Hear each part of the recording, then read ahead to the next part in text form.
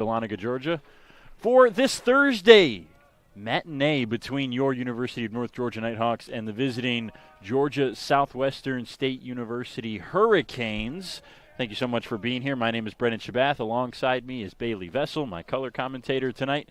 We'll be bringing you this matchup all night long. A top 15 opponent coming into Bob Stein Stadium today in the Hurricanes. Their highest ranking in school history, just coming out a couple days ago by the Associated Baseball Coaches of America poll that comes out every week. Only 2 weeks so far into the poll, and Georgia Southwestern, a top 15 team in the country. Bailey, they're coming off a 5-game win streak so far, 24-7 on the year, 8-4 in conference play. This has been a very good baseball team this far. Yeah, they've been very hot so far this season, picking up right where they left off last season, winning the Peach Belt regular season and the tournament. So I'm excited to see this weekend series for the Nighthawks. Going to be a very good matchup for them.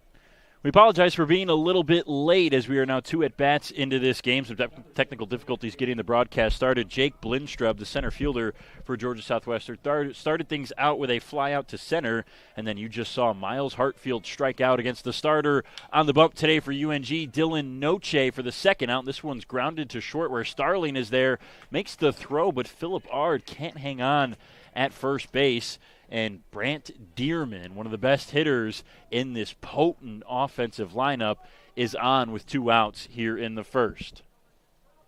Yeah, so surprised to see this team doing so well. Their hitting is the first in the Peach Belt, and then their pitching is also first. So it's a very good team. Going to be hard for this Nighthawk squad to beat. So that's credited as an error on the scoreboard. It's going to Philip Ard as Starling made the throw and the play, but Ard did not hang on to it. So now it's Noah Roberts, the designated hitter, up to the plate.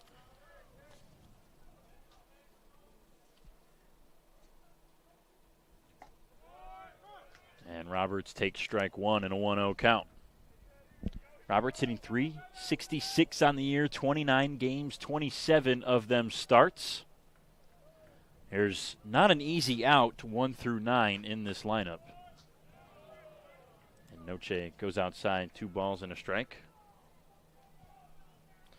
Dylan Noche, 4-1 on the season. A sub-4 ERA, 3.72 to be exact, 48 innings. Inside, doesn't find the zone, so 3 balls and a strike. It's a celebration day around baseball today, opening day in the major leagues. Obviously, these 2 teams here at the Division I collegiate level well into their seasons here in the spring.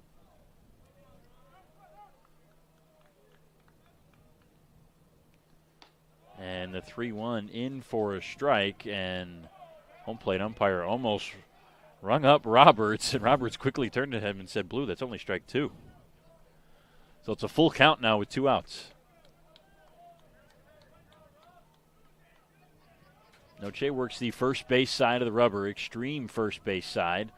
About half of that right foot hanging off. Makes a move over there to first. Not in time, though, as safely back as Dearman.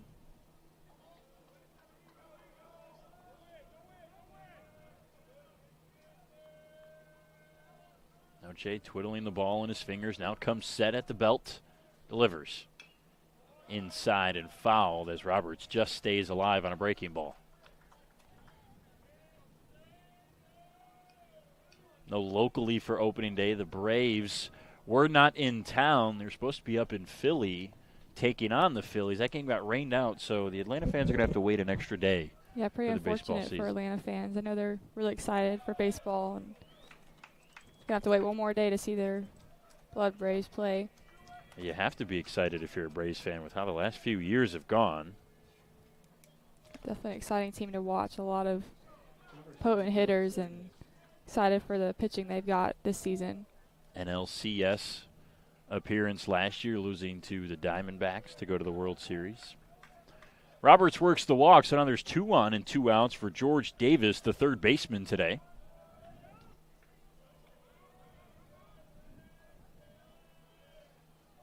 Noche checks the runner at second and fires. Check swing, and he went around. Home plate umpire doesn't even offer to the field. 0-1. Following Davis in the Hurricanes starting lineup, Paul Hageman, the first baseman, is batting 6th. Matthew Manuel out in left field is 7th. Corey Lee, the second baseman, will bat 8th, and the catcher, Calvin Alexander, is the 9-hole hitter. That's strike 2 on Davis. And Alexander, not your typical 9-hole hitter, one of the best home run hitters in the nation so far this season. He's been very good at the plate for the Canes. The 0-2. Lifted out into center. Opata a few steps back, just into the shade from the trees beyond Bob Stein Stadium is where he will make the grab. And a couple base runners, but no damage done to Dylan Noche here in the top of the first. Nighthawks batting for the first time in the first inning when we come back here on the Nighthawk Sports Network. I'm here. You've got a lot of reasons to be here. That's why we're here at Georgia Heart Institute, where advanced heart attack treatments save more hearts than anywhere in Georgia. My baby girl is home. Georgia Heart Institute. All right, Joyride Beads. I hear if you run long enough, you get something called a runner's high, which sounds like something I really enjoy. Let's do this. Okay, so far so good. Mama Lake? What? Still no high, though. Hi. Hey. Oh, my God. There it was. My first runner's high. Well, better quit while I'm ahead.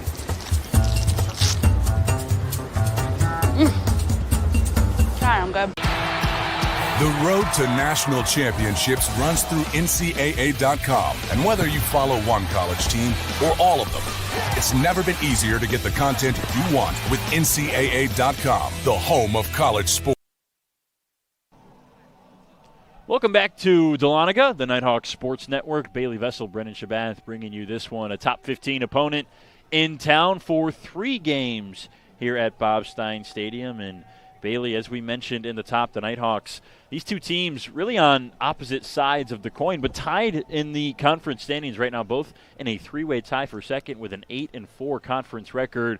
But Georgia Southwestern, 5 straight wins. The Nighthawks, 5 straight losses, one of them to a top 25 opponent in Lee. Another 3 were to Lander, who's now receiving votes in the ABCA poll. All of them coming on the road, though, so there is that little silver lining with the 5 straight losses. Yeah, I think all those losses, they were against tough opponents. It's very unfortunate they weren't able to pick up a win, but they were all on the road, like you mentioned. So getting this Southwestern team at home should definitely be a big plus for them. Hopefully they can turn things around here and get themselves in a better standing in the Peach Belt. Absolutely. The Nighthawks have been so much better at home this season than they have on the road. They've got 9 losses this year with a 19-9 record, 7 of them coming away from Bob Stein Stadium. First pitch into Andrews Opata is up and away for a ball coming from Nick McCollum. McCollum working quickly, and Opata fouls it off. McCollum, the 2023 Peach Belt Pitcher of the Year, and he is off to another fantastic start this season. Opata, the other way out into right, drifting back in. Making the catch is Brant Dearman on a bit of a jog for the first out. Following Opata in the Nighthawks lineup today, Brady Skipper, the second baseman, Riley Frost, the third baseman. Those two will bat as a guarantee this inning. It'll be followed by Philip Ard, the cleanup, over at first base defensively. Jorge Harisbro is out in left field. Luke Starling is at the shortstop position defensively. Jace Bowen, the only lefty in the lineup today, is your designated hitter. Edwin Bowman, the fourth, is out in right, and Bryson Stripling rounds out the lineup in the 9-hole as the catcher with the duties behind the dish. Skipper quickly behind, no balls and 2 strikes. And he lifts one out into right. Drifting back is Corey Lee, the second baseman, but it will be Dearman again for the second time in a row, making the catch this time in shallow right. Pair of F9s to start the game for the Nighthawks.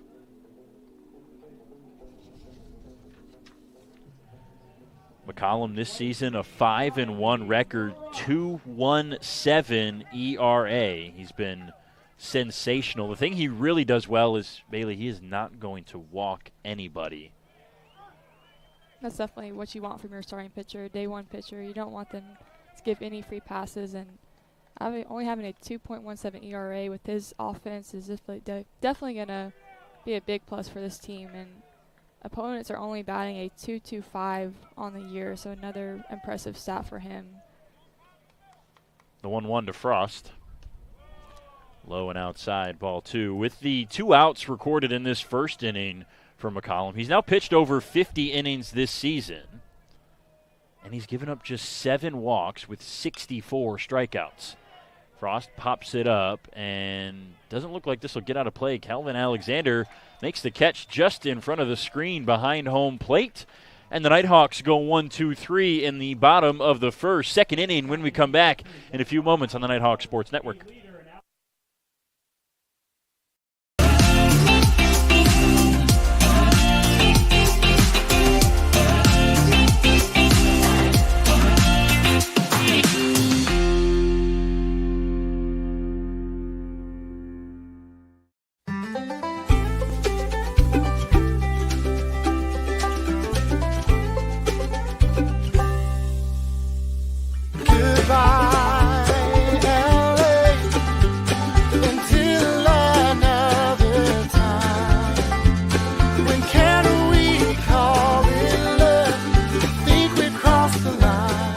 Shop, play, and stay in Dahlonega, the heart of the North Georgia mountains.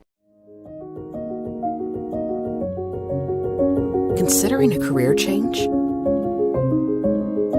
Ready to lead in healthcare?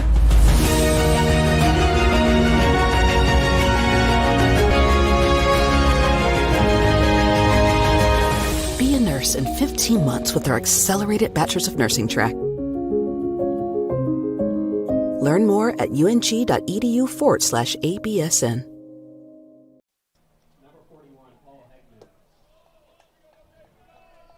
Back on the Nighthawk Sports Network, the second inning brought to you by Bryan Properties, a commercial real estate brokerage firm serving Northeast Georgia. Located nearby Cumming, Bryan Properties specializes in commercial real estate along the Georgia 400 corridor. For more information on Bryan Properties, visit bryanproperties.net. First pitch from Dylan Noche to Paul Hageman, the first baseman, is a strike. Second one is put into play softly, and making the easy looping catch is Brady Skipper. 1 up and 1 down.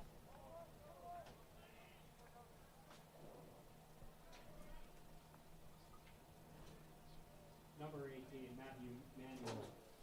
Brings up Matthew Manuel, the freshman out of Weston, Florida.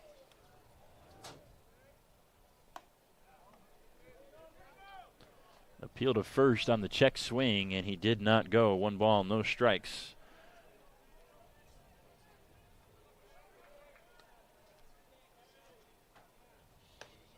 One-0 inside with the fastball. Catches the black of the zone. 1-1.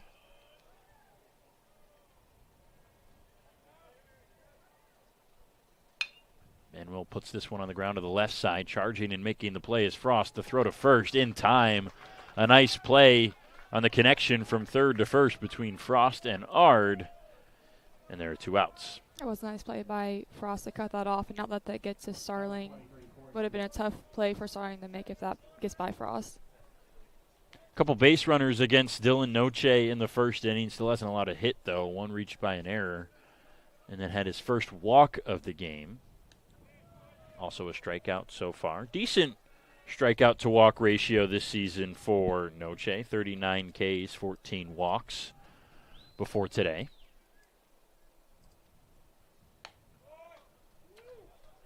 Outside. 2 balls and no strikes now on Corey Lee, second baseman out of Loganville, Georgia.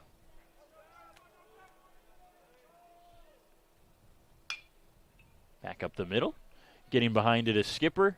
And it's now the Hurricanes' turn to go 1-2-3, this time in the top of the first. Nighthawks trying to put some runs on the board early when we come back on the Nighthawk Sports Network.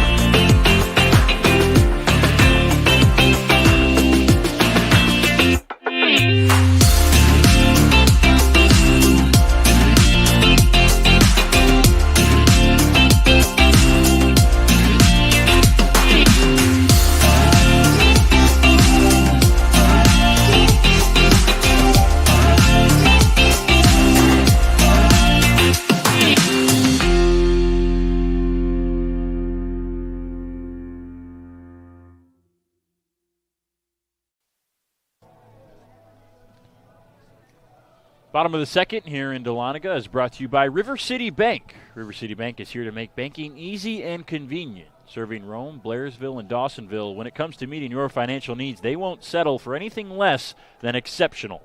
To learn more, visit rivercity.bank. Still scoreless, a couple goose eggs for both teams.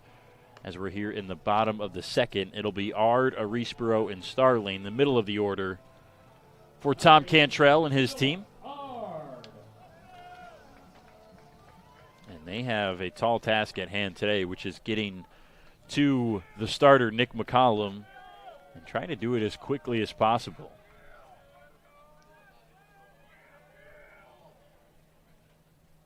First pitch from McCollum, an easy fastball for a strike on the outside.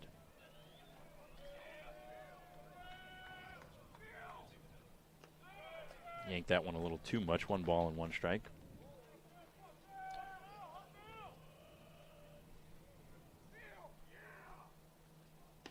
Swing and a miss.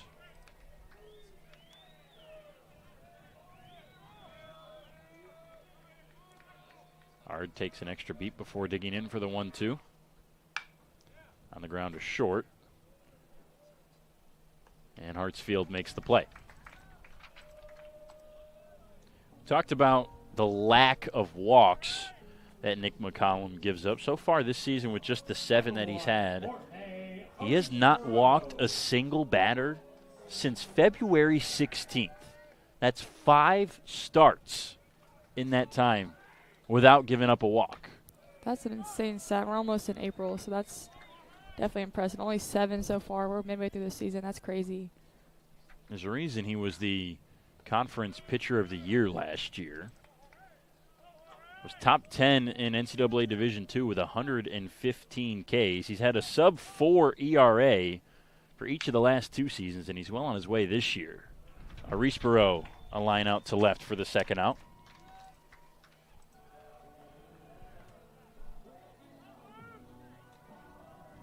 So now 2 down for Luke Starling.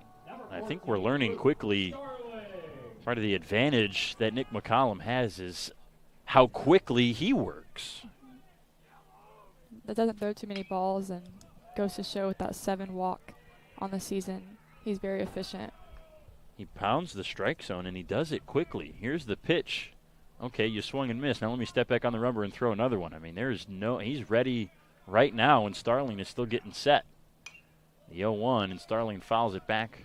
That's 2 in a row, and he's behind. No balls and 2 strikes. That can sometimes mess with the timer's hitting if the pitcher's ready to go, and sometimes they got to quick pitch him. Starling takes a close one outside, but a good eye for ball 1. But you're absolutely right. When a pitcher is working this fast, it certainly speeds you up a little bit in the box.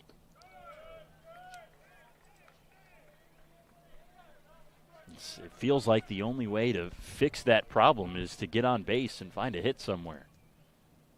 2-2, that's a breaking ball, chopped to the middle, charging is Lee, throws, and that's 6 up and 6 down against McCollum. All outs in the field, 6 contact outs as we move on to the third. Still scoreless from Dahlonega here on the Nighthawk Sports Network.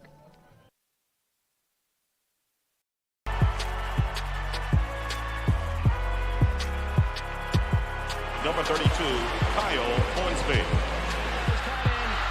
Inside the 30, touchdown. Michaela burns it. An incredible finish by Hall. The NCAA and its member schools offer nearly 500,000 college athletes a path to go pro in something other than sports. Learn more at ncaa.org. I'm here. You've got a lot of reasons to be here. I'm here. That's why we're here at Georgia Heart Institute, where advanced heart attack treatment protocols are saving more hearts than anywhere else in the state. That's why we're here. I'm here. So you'll always be there. The future of heart care, we're leading Georgia there. Georgia Heart Institute. The road to national championships runs through NCAA.com. And whether you follow one college team or all of them, it's never been easier to get the content you want with NCAA.com, the home of college sports.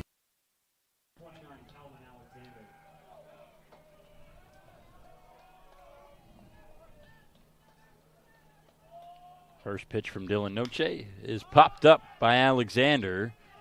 Discarding the mask is Stripling, moves over and makes the catch right in front of the visiting dugout on the third base side, just out of frame of our camera. Nice play by Stripling, and that's a very big first out against one of the best home run hitters in the country thus far, Calvin Alexander. And now the lineup flips over. Number 16, Jake Lindstrup.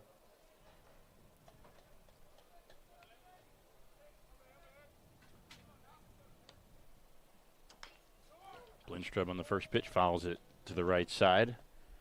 Jake Blindstrub been very good so far this season. The reason he's in the top of the order for head coach Josh McDonald.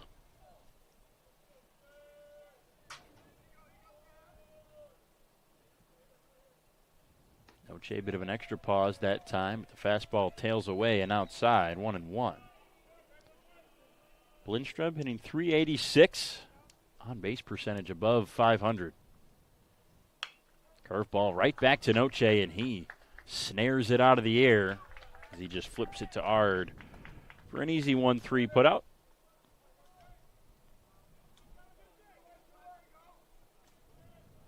Number 3, Miles Hartsfield. Now it's Miles Hartsfield, the only hitter the first time through the order to strike out against Noche. First pitch up in the air to right. Bowman's there. And how about that? A breeze of a third inning. By my count, just 5 pitches from Dylan Noche, and he's out of the frame. Quickly, we're on to the bottom of the third, still scoreless here on the Nighthawk Sports Network.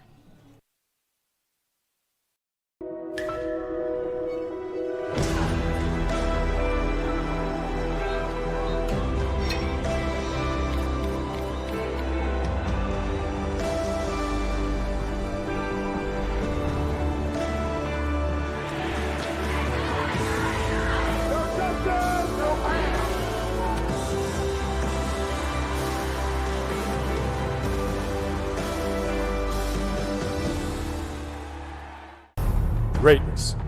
Greatness is defined as striving to succeed. It is giving everything you have to achieve your goals. It's not defined by the numbers of games you lose, the numbers of shots you miss, but it's the risk in failing that will define your greatness.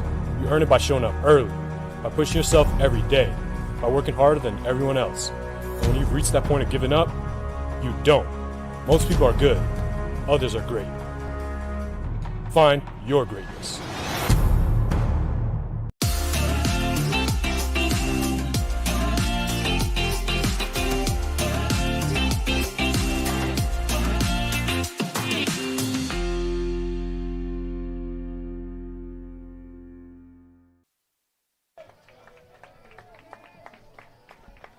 Third inning is brought to you by Jitterbug Party Rentals, your trusted partner for inflatable and event rental needs. You can count on them for your wedding, inflatable, and event rental needs in North Georgia. To book for your next event, visit jitterbuginflatables.com. Jace Bowen, sophomore, out of Claremont, Georgia, the designated hitter today. Fouls the first pitch back for strike one. This one's on the ground, right side, ranging over and making the play is Corey Lee. That's not an easy ball to get to on the glove side, and he made it look smooth. Number 5, Edwin Bowman. So still hitless for either side in this game. It's been no surprise with Georgia Southwestern at the plate that many of the outs have been in the field. As a team this season, the Nighthawks have been low walks and low strikeouts. So then you start to ask, well, where do they get all their outs? And it's just been a lot of contact outs with the fielders, which is a good thing for Tom Cantrell's squad because they rank 6th in the country in fielding percentage thus far this season. 9-7-8 as a team. They do not commit many errors. Bowman pops this one up on an 0-2, and it's caught by the shortstop, Miles Hartsfield, just a step or two into foul territory beyond the infield dirt. Both pitchers are doing a great job so far, making quick work of these hitters. Southwestern's had a few runners, but an error and a walk have not really done much against Noche, and McCollum has been perfect so far. I think you have to be positive so far if you're the Nighthawks hitters. Almost one time through the lineup as Bryson Stripling will complete that with this at bat. He takes a strike up in the zone. But because you haven't struck out yet, you're at least putting the ball in play against McCollum. And not many teams can say the same that have faced him this season. Yeah, a few hitters have made some solid contact just right at players, and just going to have to find the gaps here the second time through. 1-1 under the zone, trying to frame it was Calvin Alexander, but unable to do so. So it's 2 balls and a strike. Popped up foul.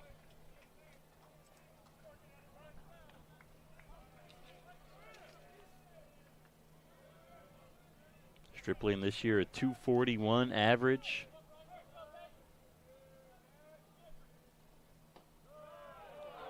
And he takes strike 3. A called third strike for the first K of the day for Nick McCollum. That ends the 3rd inning. 9 up and 9 down for the Nighthawks. Still nobody on the scoreboard yet as we're on to the 4th on the Nighthawk Sports Network.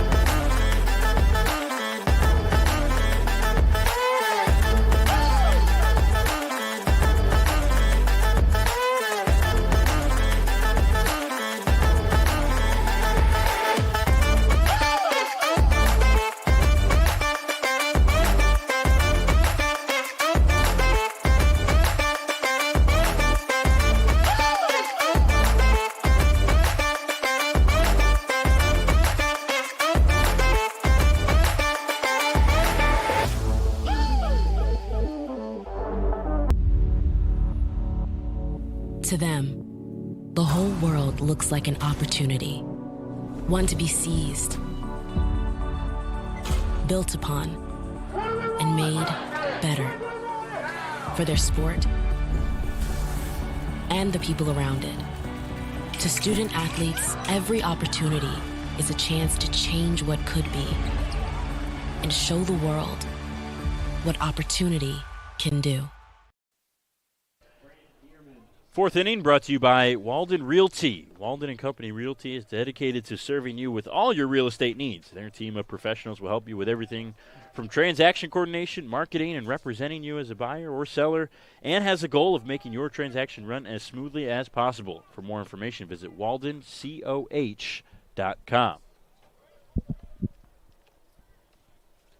Freshly into the 4th inning, as it's now 1-1 on Brant Dearman. Still the starters for both teams on the mound right now, and it's still in Noche for the Nighthawks. Only 2 base runners allowed in the first, nothing since. Strike 2 called on a breaking ball. Dearman, one of the players that jumps off the stat sheet when you look at Georgia Southwestern season thus far. .411 batting average, and that's going to go up. On a 1-2 count, he puts out the first base hit of the day, a liner into center, and the Hurricanes had the leadoff man on in the 4th. This Georgia Southwestern team has 4 players in the top 10 in batting average in the Peach Belt, so they're going to be a tough player to face, anybody they face. Very deep lineup. And Dearman, the leader in that at .411, their best hitter average-wise, which also ranks top 30 in the country. And that one's caught by Ard on a line. That's a double play. Roberts rifled it low along the turf, and Philip Ard made the snag, and Dearman had 0 chance to get back with his leadoff. And how about the turnaround after the first base hit of the game? All of a sudden, there's 2 outs here in the 4th. And that's a lucky break for the Nighthawks because that was a hard hit right to Art. If that gets through, that's 2 base hits back-to-back, and now we're different inning now with 2 away, no one on. So an unassisted double play brings up George Davis. And he's behind no balls and 2 strikes. A good breaking ball from Noche, who seems to be in a bit of a groove now. Back on the rubber and ready to go. The 0-2. On the ground, left side, backhand play for Starling. The Jeter throw is not going to get there in time. So an infield single for George Davis keeps it alive for the Hurricanes.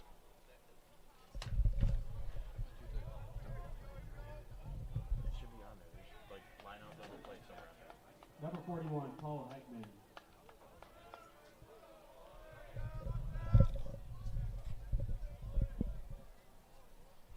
Now it's Paul Hagman's turn. Second time today. Popped out his first time up, and he's behind 0-1 here.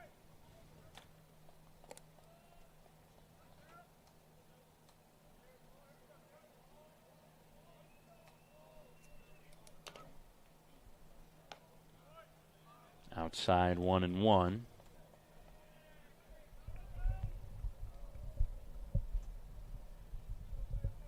Davis off of first. Noche checks him once.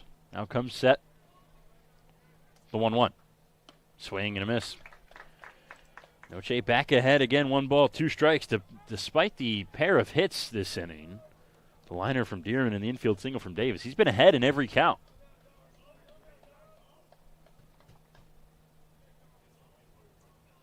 The 1-2. Hard on the ground, but foul.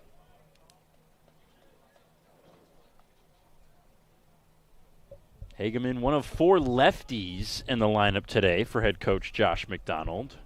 Blindstrup and Hartsfield leading it off. Roberts, who just lined into that double play. And Hageman is the final. 1-2 out into center. That's a base hit. Double play turns out to be big as there's still just 1 out away, the Nighthawks, from getting out of this inning. But Georgia Southwestern not going away easily and maybe starting to see Noche a little bit better now. That's 4 hits so far for the Canes. They're just seeing the ball well right now. The second time through the lineup, and we knew it was inevitable for this team. Hopefully Noche can get out of this without any runs scored here in the top of the 4th. As we've seen today and talked about with the numbers, he's got a good defense behind him that certainly can help him.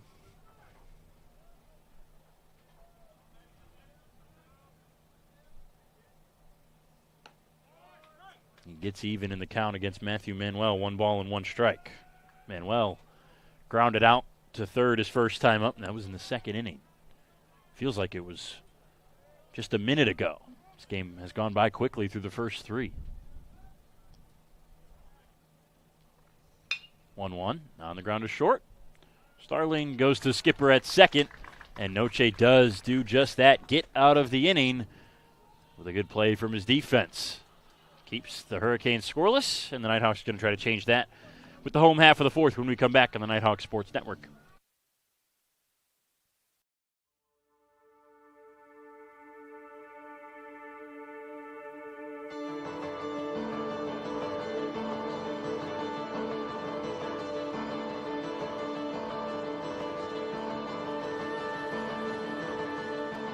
Here in Dahlonega, we treasure our history.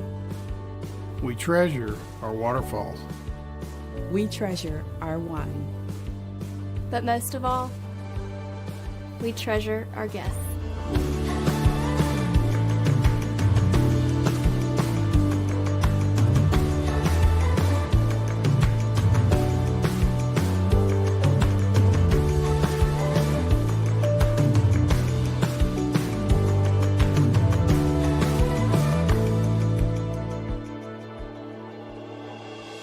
We are a family. We treasure our community. And we're an experience for you to discover. Discover. Discover. Discover. The heart of the Georgia mountains. The heart of the Georgia mountains. Discover the heart of the Georgia mountains.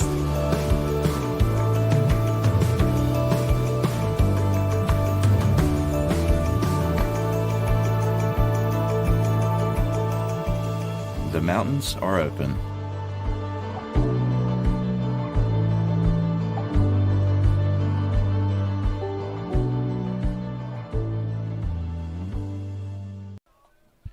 Top of the order, Andrews Opata will lead things off in the bottom of the fourth in a scoreless first game of 3 here in Dahlonega.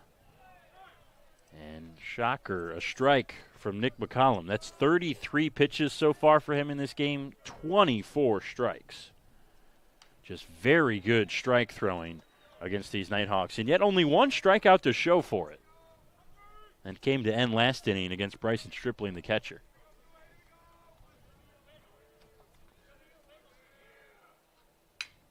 Opata up the middle, ranging to his left is Hartsfield, and he cuts it off before it sneaks into the outfield for the first out.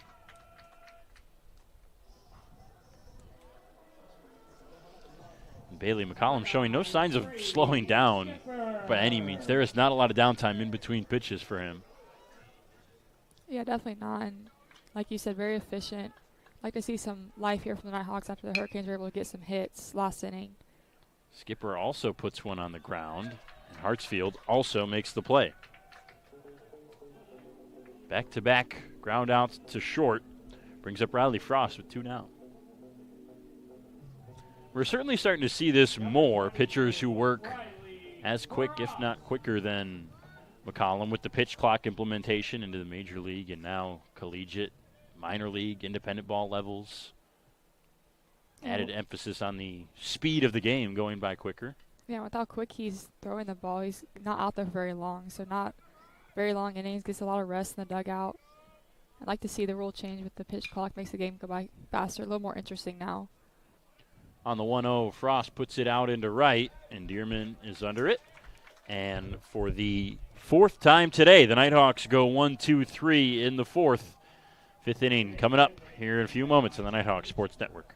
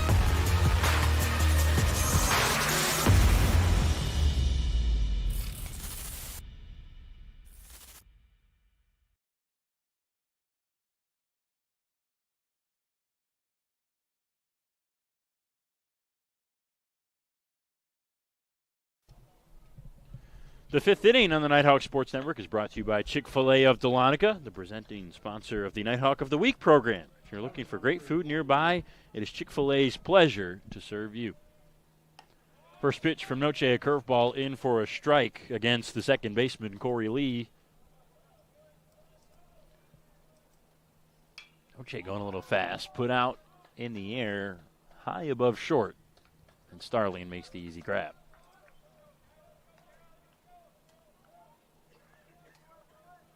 One up and one down. Now brings up Calvin Alexander. Number 3 in all of college Division II baseball with 12 home runs this season. He's only seen 1 pitch today. Popped out foul his first time up. What a weapon that is for the Coach McDonald and the Hurricanes to have your number 9 hitter be leading you in home runs. Starting to see that as a trend a little bit more in baseball as well, it feels like. Throwing down one of your better hitters in the 9-hole. Historically, the 9-hole hitter has been your worst, but it's an easy way to flip the lineup over to the top of the order if you put a guy who can get on base down there. I don't think we typically see someone with as much power as Alexander down there. Usually it's someone higher batting average, maybe a little bit higher on base percentage.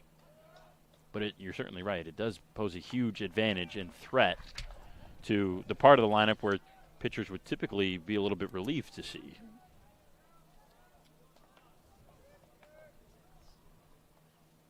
And the 3-1 is up and out of the zone, so that's the second walk of the day.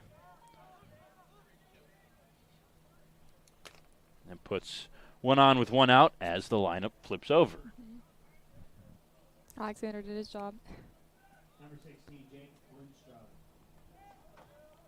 Calvin Alexander, 24 strikeouts and now 25 walks on the year. And that's part of the reason he's in that 9 spot to bring up this guy up, Jake Bilstrup. First pitch outside, ball 1. Bilstrup 0 for 2 today. Fly out and a ground out his first 2 times up. Here's the 1-0. And a balk called on Noche. Pitch was in for a strike. But Alexander sent down to first based on the balk. And now Tom Cantrell is going to pop out of the dugout for a mound visit. No action in the UNG bullpen yet, so this will just be a conversation. Looked like Noche was a little frustrated with that balk call as well. He was shaking his head at the umpire. He really cruised after Dearman and Roberts both reached in the first when he got 2 quick first outs. Then it was 2 on and 2 outs. After that, he cruised through the next 7 batters in a row without allowing a base runner. But since the start of the 4th, it's been up and down. And with that being said, there's still zeros on the scoreboard. Noche is still getting out of these innings and doing a good job. Yeah, but once the hitters reach base and see that they can reach base, it definitely carries a lot of momentum and passes the bat on, as the saying goes. So we'll see how long Noche can keep this team scoreless. Alexander marks the first time this game a Hurricanes base runner has reached scoring position with less than 2 outs. So this is the best opportunity they've had so far today. Their best hitter, Jake Lindstrom, up with a man in scoring position. Righty on lefty, the 1-1. Lindstrom puts it on the ground. Charging to make the play will be Skipper. He goes to first. As Alexander advances to third, it acts as a sacrifice bunt to move Alexander 90 feet closer.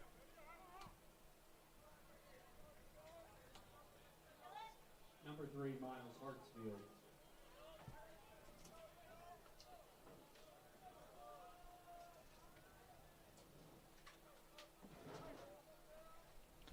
Now Miles Hartsfield,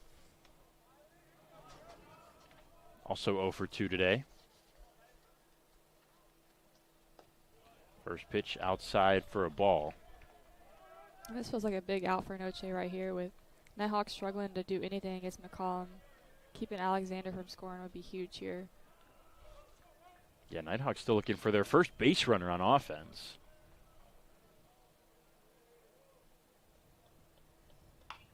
Back up the middle, ranging is Starling. The throw to first in time. Big play from Luke Starling at short, and Noche gets out of the 5th inning unscathed. Still zeros as we move to the bottom of the 5th on the Nighthawk Sports Network. I'm here. You've got a lot of reasons to be here. That's why we're here at Georgia Heart Institute, where advanced heart attack treatments save more hearts than anywhere in Georgia. My baby girl is home. Georgia Heart Institute. All right, Joyride Beads. I hear if you run long enough, you get something called a runner's high, which sounds like something I'd really enjoy. Let's do this. Okay, so far so good. Mama Lake? What? Still no high, though. Hi. Hey. Oh, my God. There it was. My first runner's high. Well, better quit while I'm ahead.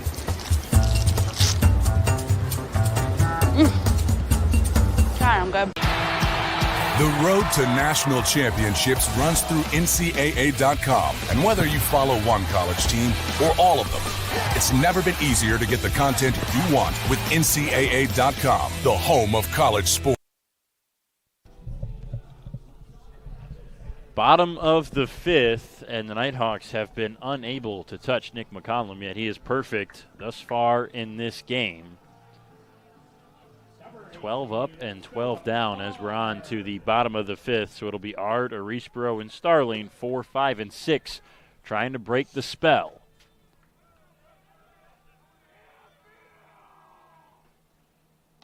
And not just a 12-hitter spell, but a 5-game spell for UNG.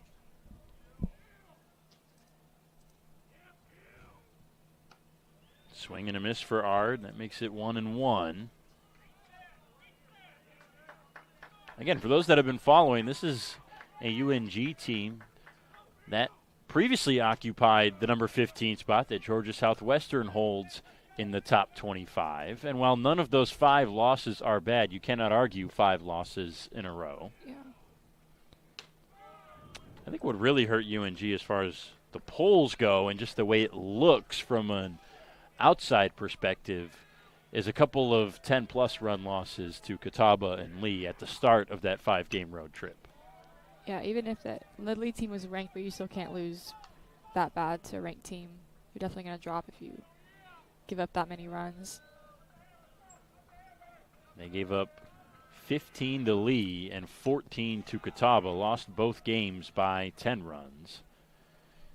And the Lander series was a series that kind of just didn't go their way. They lost 3 games by a combined 4 runs, and the Bearcats had a pair of comeback wins in that series. Late comebacks, 8th and 9th inning, single-run comebacks. This has been the longest at-bat of the day for Nick McCollum as Ard stays alive. The foul ball, and he'll see one more pitch. This next one will be the 9th this at-bat. Finally, maybe McCollum slowing down. The 3-2. Outside, ball 4. Philip Ard fired up as he ends the perfect game bid as the first base runner of the day with a walk here to lead things off in the 5th. That's huge for the Nighthawks. Just Ard doing a nice job just fighting some balls off and making McCollum throw more pitches than he has this whole game.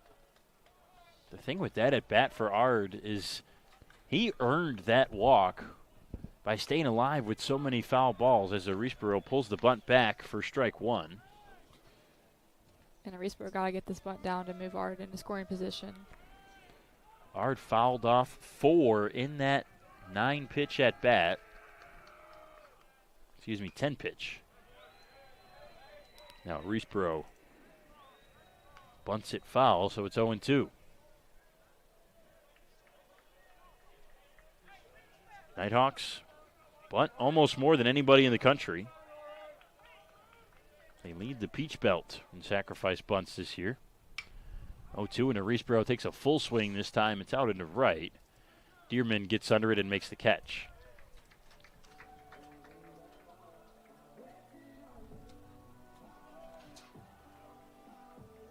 But not just ending the perfect game bid that McCollum had. The way Ard's at bat went, I think, really changed the momentum and the kind of energy here at Bob Stein Stadium. He was fired up after that. So were his teammates from the dugout cheering him on.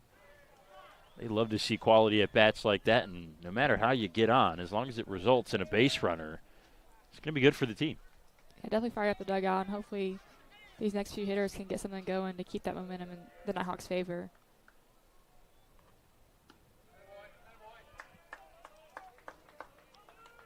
Starling, a good candidate to do that. Hitting .290 this season. On base percentage of .437. Starling really good with his vision at the plate. 18 walks and just 11 strikeouts.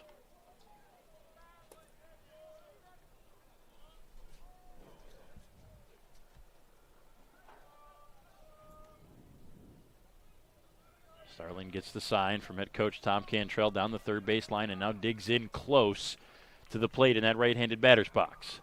The 1-2 from McCollum. Swing and a miss. Got him up and in with the fastball. Starling couldn't catch up to it. Second strikeout for McCollum, second out in the 5th. That's 2 huge outs for McCollum. He's able to get a Reesboro, unable to put the bunt down, gets him to pop out, and then gets Starling to strike out. Now he's got the young sophomore Jace Bowen to deal with. Outside edge, strike 1. Again, McCollum in front to start the at-bat. Bowen, this is just his 10th game this year. All 10 that he's played in, he has started.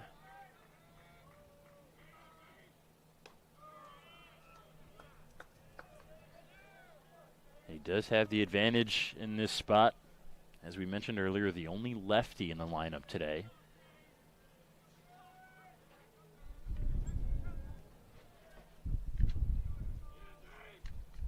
One lifted out into center, now slicing to the left side. Matthew Manuel makes the catch in the shade, kind of drifted at the last minute, but able to put leather on it and squeeze it. That's 3 outs in the 5th. We're on to the 6th. Still 0-0 between the Hurricanes and the Nighthawks here on the Nighthawk Sports Network.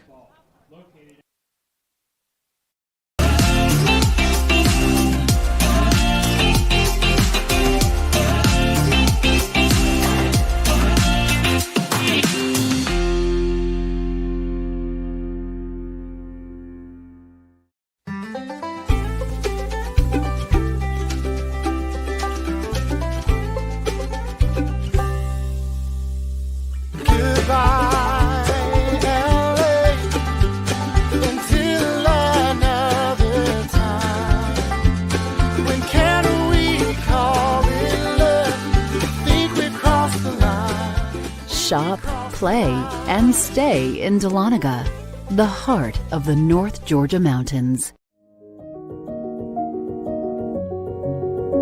Considering a career change? Ready to lead in healthcare?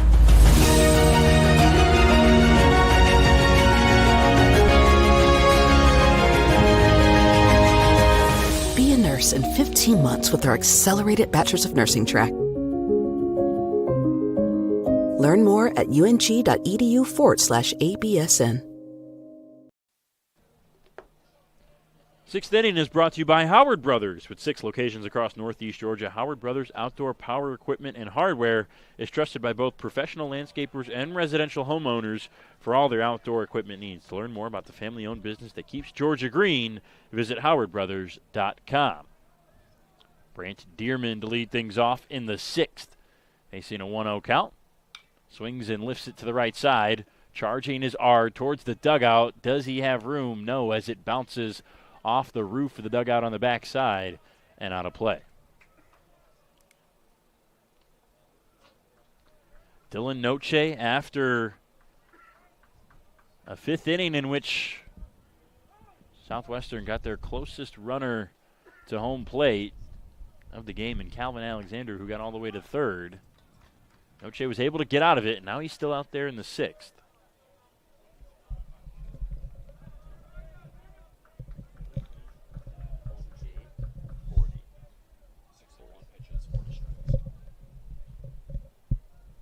Here's the 1-2 to Dearman. Breaking ball dips under the zone. Good eye by Dearman, 2-2. 62 pitches for Noche thus far, 40 of them strikes.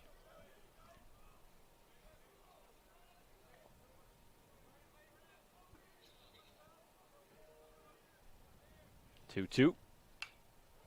Lifted foul.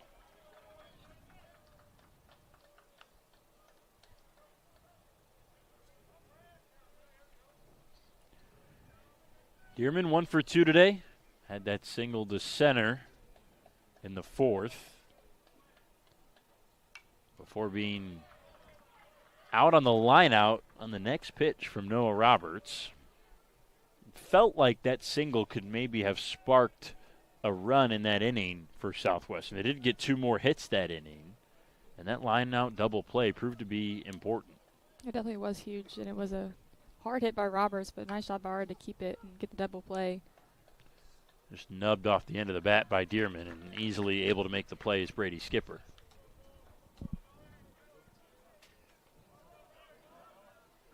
So 1 up and 1 down brings up Roberts to DH. 0 for 1 with a walk. Still no action in that UNG bullpen. And not surprised to look down the left field line and see nobody in the Southwestern bullpen either. Yeah, Noche gave up those 3 hits in the 4th inning, but other than that, he's been very, very good today. And this has been the type of performance that UNG did not get in that 5-game losing streak away from home. The pitching is what really struggled. As we mentioned, a couple games where they gave up 14 or more runs.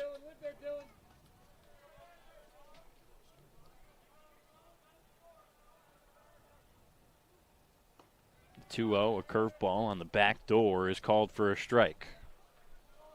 They're definitely going to need their pitching staff here this weekend with the offense that Southwestern has, and Noche is leading things off nicely here today. Roberts into the gap in left, long run for Arisborough. Off his glove on the warning track. Chugging for second now, Roberts. He will get there standing up. And Noah Roberts in scoring position with 1 out here in the 6th.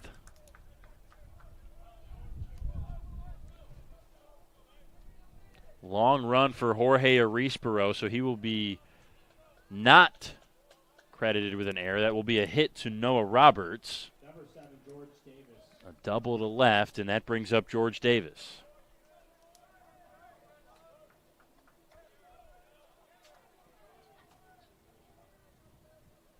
Davis, the infield single in the 4th from him, kept the inning alive.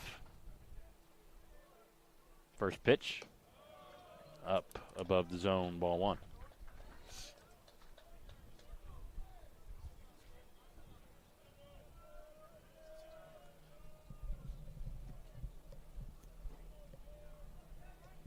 Noche comes set at the belt. Didn't even check the runner as he delivers ball 2 in. Roberts, very short lead over there at second. Certainly don't want to risk anything in a low-scoring game here.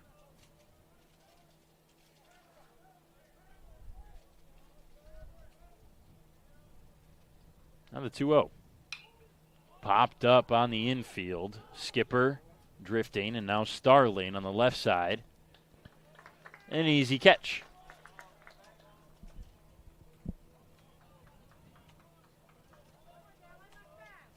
Number 41, Paul Heatman. Paul Hageman 1 for 2 in this game. Single to center in the 4th, popped out in the 2nd.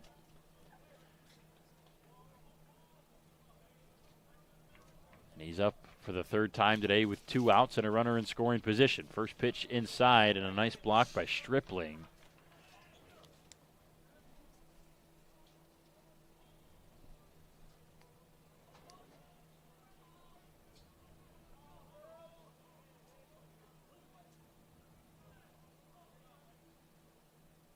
Noche delivers. It's a curveball outside. Never really stood a chance.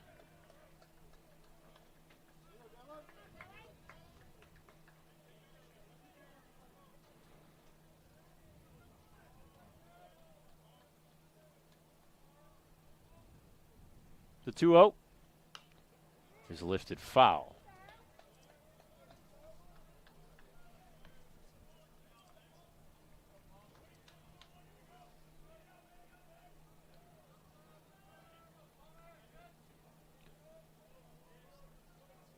"59 minutes from our start time, and we're here with 2 outs in the top of the 6th. Game that's gone quickly. The 2-1 on the ground. Right to Philip Ard, who picks it up, waves his pitcher off, and steps on the first base bag with his left foot for the 3rd out. And we're on to the bottom of the 6th. Still scoreless. Nighthawks trying to break it open when we come back after these words on the Nighthawks Sports Network.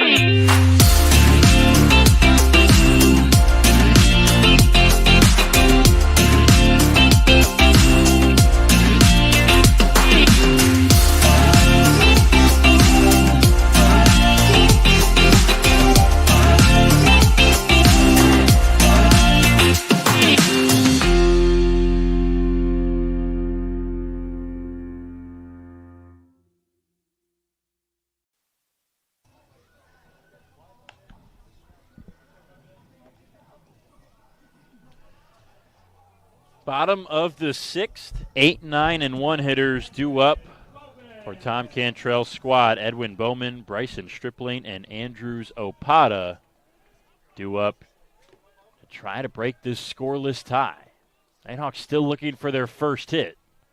They got their first base runner last inning in Philip R., who had a leadoff walk and was stranded there after a couple of flyouts and a strikeout from Nick McCollum, who's been sensational today.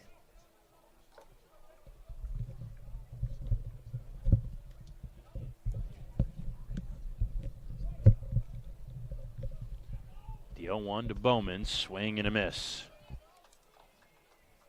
With that whiff there, 59 pitches for McCollum, 43 strikes. Unbelievable strike throwing today. Yeah, he's been incredible today. The lone walk, the lone base runner through 5 innings. The 1-2. Bowman got out in front of it foul as it was up and in with the fastball. Good fight to stay alive. McCollum ready again quickly. Bowman grounds this one on the third base side. That's off the glove and a fair ball. Out into left field towards the away bullpen. Bowman rounds first and goes to second.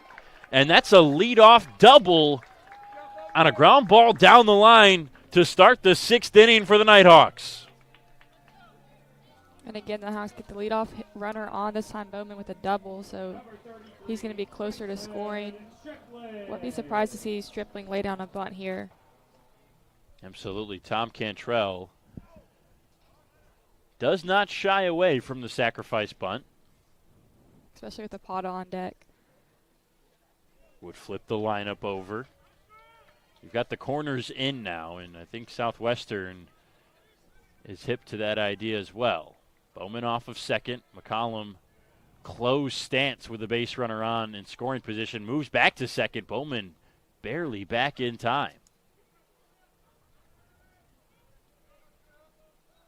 Interesting to see the difference in McCollum's delivery from the windup and from the stretch.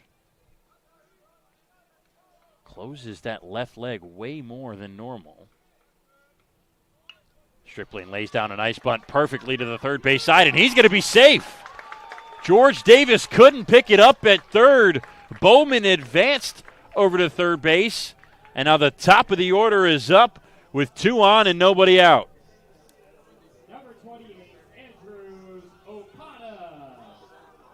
The bunt single from Stripling works to perfection, and now Opada's up in a big spot. This is definitely something that the Hawks want in this situation. Opada, a very reliable hitter, used to these big moments.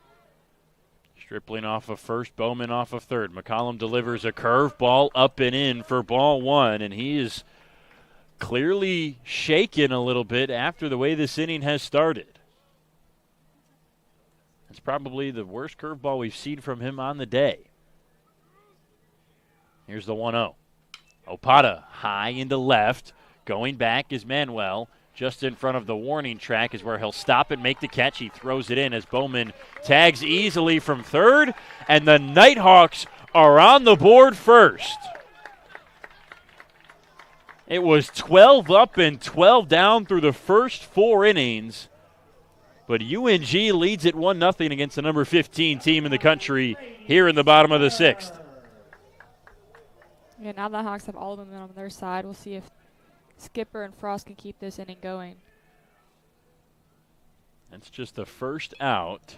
Stripling did not advance from first on the sac fly, but all that matters is that Bowman came home. Skipper's first pitch fouled back. He now gets the sign and digs in close to home plate on the 0-1.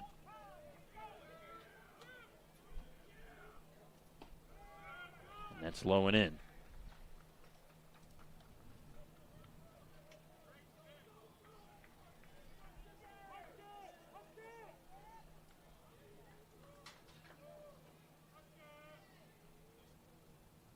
The 1-1 from McCollum is low again. 2 balls and 1 strike. Just 12 earned runs given up this season by Nick McCollum before today. And totals up to 13 now. Out into center on a line, racing over is Blindstrup, makes the backhanded catch. Deep in the left center field gap for the second out.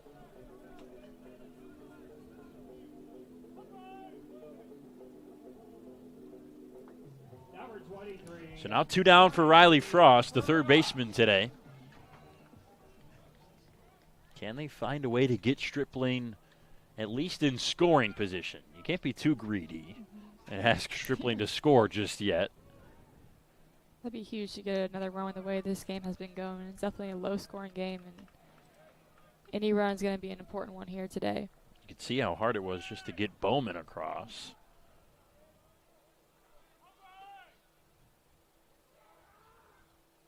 (1-0). Frost just gets out of the way. 2 balls and no strikes, and it's clear now with the way these at-bats have gone since that run scored that McCollum a little bit rattled. Swing and a miss on the outside edge from Frost. 2 balls and 1 strike. But we have not seen him fall behind in counts like this at all this game.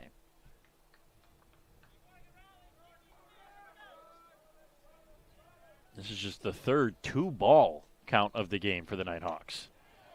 And now it's 2 strikes.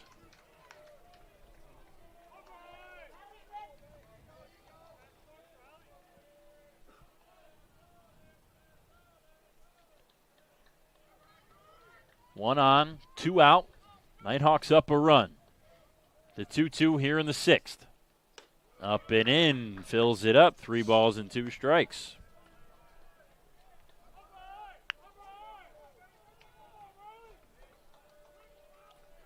Stripling will be off with the pitch.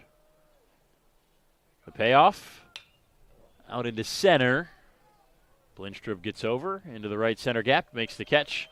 And that's 3 outs in the 6th, but not before the Nighthawks get on the board. They end the no-hit bid, and they score in the same inning. Now your Nighthawks lead at 1-0 on to the 7th here on the Nighthawks Sports Network.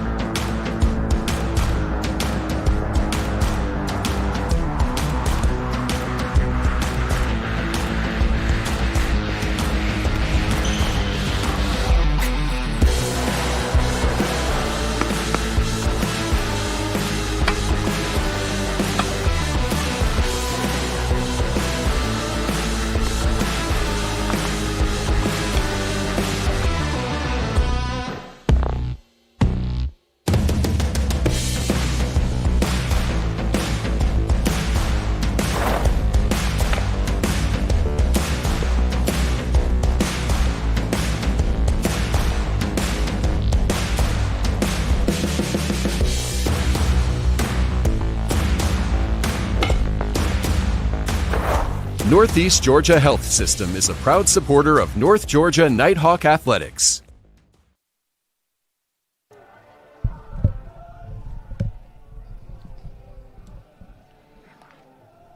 Seventh inning brought to you by the Chattahoochee Group here on the Nighthawk Sports Network. For 40 years, Chattahoochee Group has offered a wide variety of services to include landscape and maintenance, construction, streetscaping, concrete, site work, and much more.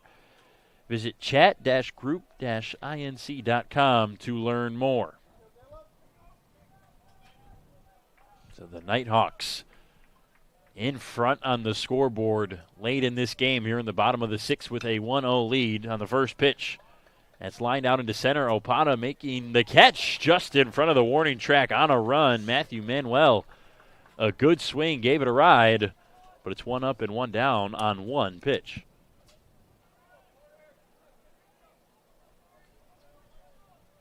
And say what you will, Bailey, but I think by all expectations, not many expected to see the scoreboard read this with the way this game started.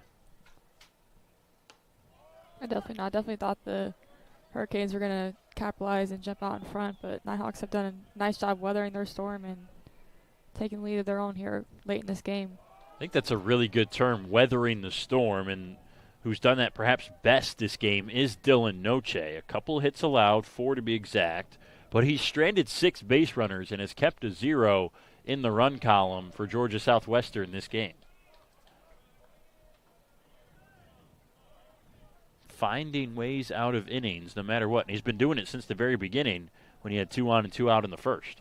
Yeah, he's done exactly what has been needed today. Giving up some runs and giving up some hits like you said, but getting outs when it matters the most. And a reminder, it wasn't only UNG's first run of the game in the 6th. The run that scored Edwin Bowman reached after their first hit of the game. And a no-hit bid from Nick McCollum, who, despite the scoreboard, has been great today. Noche, a walk on 5 pitches to Corey Lee. There's 1 on and 1 out for Calvin Alexander. The 3rd walk that Noche has conceded today. Righty on righty matchup against the big slugger, Alexander. Alexander himself, one of those 3 walks that we just mentioned.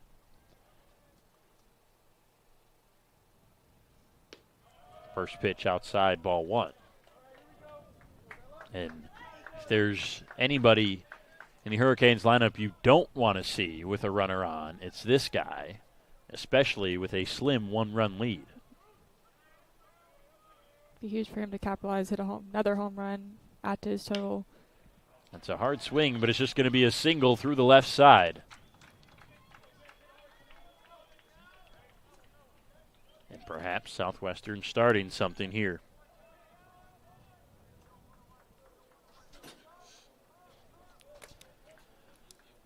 So Corey Lee in scoring position, Alexander at first, and Jake Blindstrup, the leadoff hitter, at the plate. And before he will see a pitch, Tom Cantrell is going to come out of the dugout. And just now warming up in the bullpen for North Georgia is Reed Howard, redshirt junior out of Cumming. So he just arrived in the bullpen, so I don't think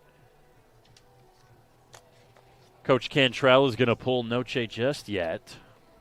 A little surprised he didn't have Howard warm up to start this 7th inning. Going out to talk to Noche to give him some time to warm up here. Yeah, 84 pitches now for Noche, and he's not going to be done just yet, like we speculated. But you're right, with this lineup and the 1-run lead, it's a slim margin of error for Noche to where you have to start thinking about, okay, maybe we need someone else in here. We're late in this game, maybe he's a little fatigued, and all you see, it's a walk and an easy single on 2 pitches from Alexander. Where you're in a trouble spot and the go-ahead run is on base. Yeah, this is the 4th time these hitters are going to see Noche, and they're going to come alive here. Blindstrup, that's a thrown away into left field. Skipper picked it up. 1 run is going to score. Alexander getting waved around third. He chugs home to score. And all of a sudden, on a throwing error from Brady Skipper, Georgia Southwestern is in front. Tailor-made double play ball. And Skipper just threw it a little too low for Starling to make the catch at the second base bag. Should have been 4-6-3. Yeah, that's unfortunate for Noche. He did everything he was supposed to there. Ground ball to second base, and Skipper just throws it away. Turns this game right back around. Blindstrup advanced to second on the error, so he stays in scoring position with only 1 out.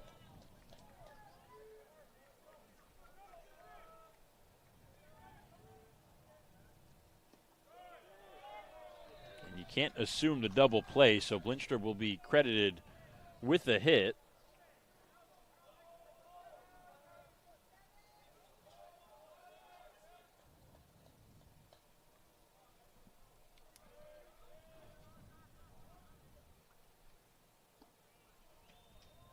It's now 3 balls and no strikes on Miles Hartsfield.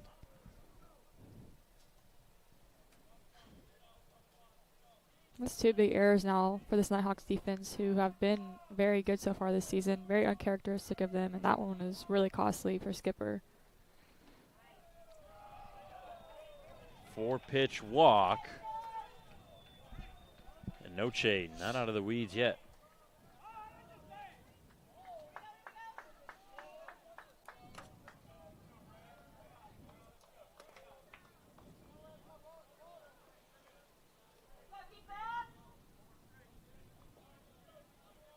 Brings up Brant Dearman, who's 1 for 3 today. Still, if Noche can find a way out of this inning, it's only a 1-run deficit at this point.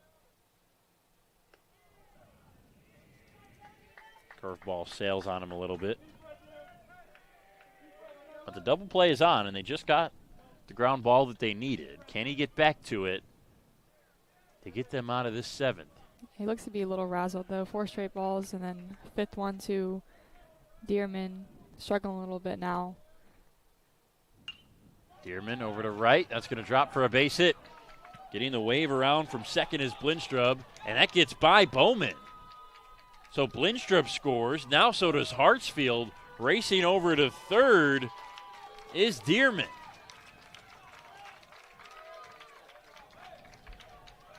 Two runs come across on another defensive miscue for the Nighthawks.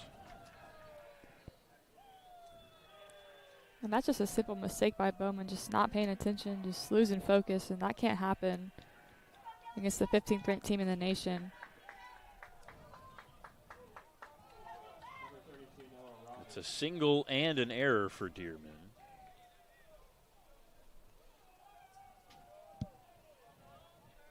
It's now 6 hits on the day for Southwestern. That pitch low and in to Noah Roberts.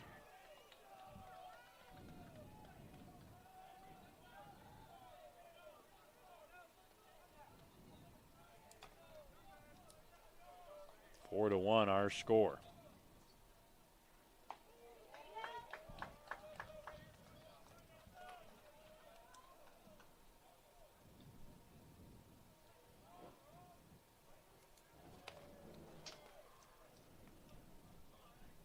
The 1-1 from Noche. Curveball, backdoor, strike 2. Roberts didn't like it, but he'll have to live with it in the 1-2 count. Still only 1 out. Sun setting, long shadows coming from right field towards the foul pole here in Dahlonega. Curveball inside. Roberts saying it hit his foot. Home plate umpire not falling for it.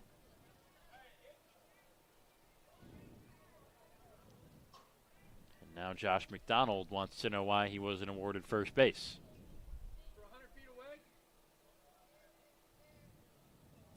And it will lead to a conversation from our 3 umpires.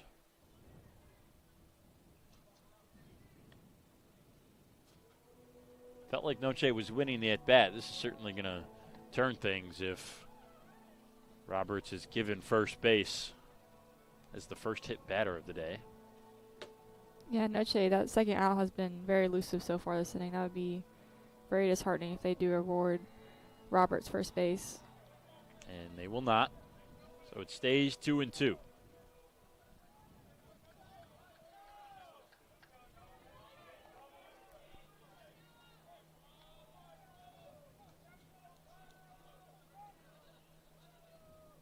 Here is the 2-2. Inside, 3 balls and 2 strikes. Noche went right back to the spot that Roberts was complaining where he got hit. This time it was a fastball instead of a curveball. And it's a full count.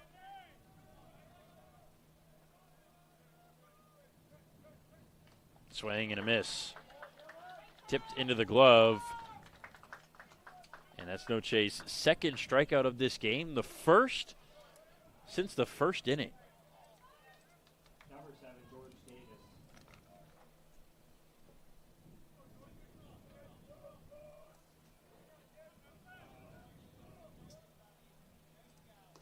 Davis takes a curveball for a strike. He's 1 for 3 on the day.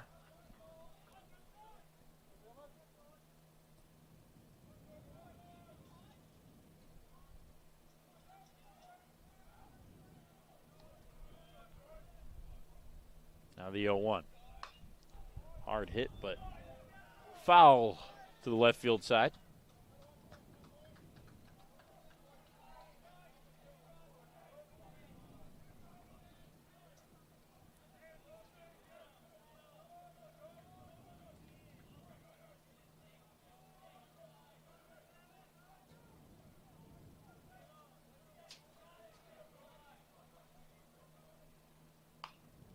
2. Little chopper to third. This is going to be a tough play for Frost to throw to first. In time. Nice play. Riley Frost with a good job charging that ball from the hot corner. But the Hurricanes get 4 across the board thanks to a couple of defensive misplays from the Nighthawks. It's 4-1 Southwestern. Time for the 7th inning stretch here on the Nighthawk Sports Network.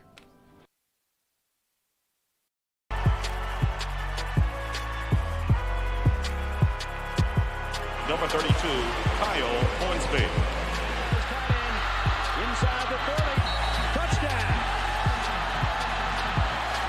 Michaela Burgess.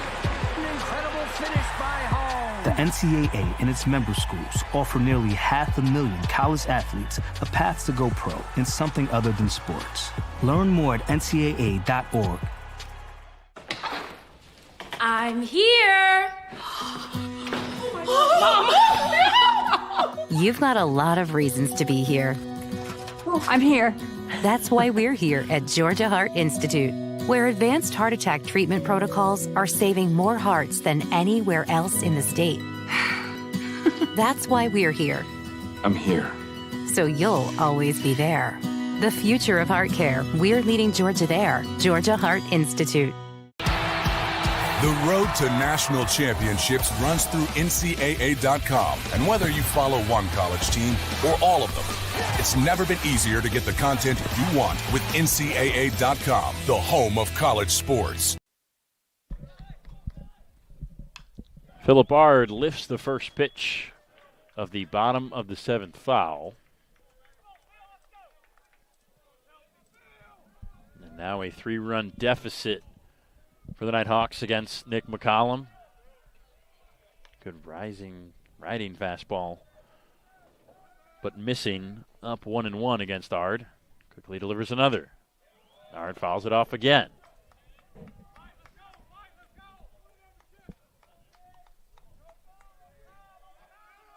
Two errors in the inning contributed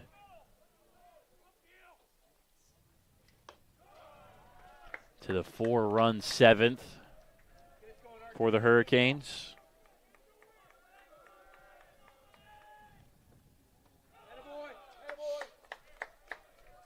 Phillip Ard's got another good at-bat here.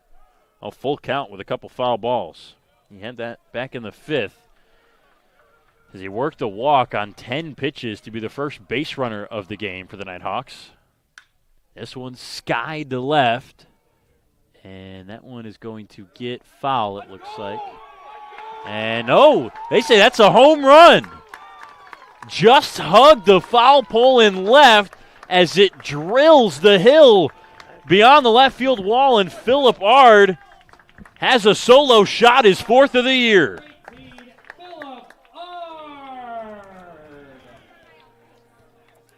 That's a great at-bat by Ard again, like you mentioned, just fouling off a lot of pitches, making McCollum work, and sends that one well out of here. Gives the Hawks some life after that bad top of 7th inning. A leadoff home run at that, as Arisbro now digs in. And Phillip Ard owns Nick McCollum today, if you could say that. Yeah. 1 for 2 with a walk, but those 2 at-bats, by far the 2 best at-bats of the game for either side. And Arisbro takes an 0-2 pitch up above the zone. Starling would be next. And 2-2 now as McCollum spiked it. You can hear the Nighthawks dugout too from here. They're definitely fired up after the Ard home run. The 2-2. And strike 3 called. Fastball on the outer edge. Arisbro didn't like the call. That's the 3rd strikeout of the day from McCollum. Number 14, Luke. Pretty good response to giving up the home run.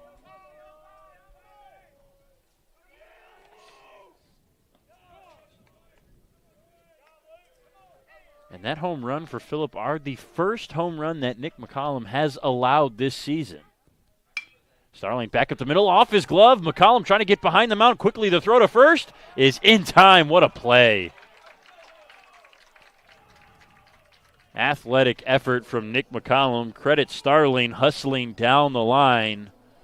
But McCollum just got there in time, beat him by half a step. Number 29, Chase Bowen. That was nice plays. I definitely would have given the Nighthawks a little more momentum, but now they're 2 away here in the bottom of the 7th. Bowen takes ball 1. He's 0 for 2 tonight. Shows bunt, pulls it back, strike 1.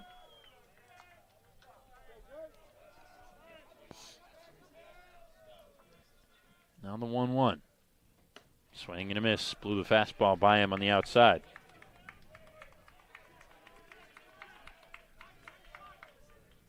The 1-2. Back up the middle and a base hit. Jace Bowen, his first knock of the day. A ground ball single up the box. Keeps the inning alive for Edwin Bowman.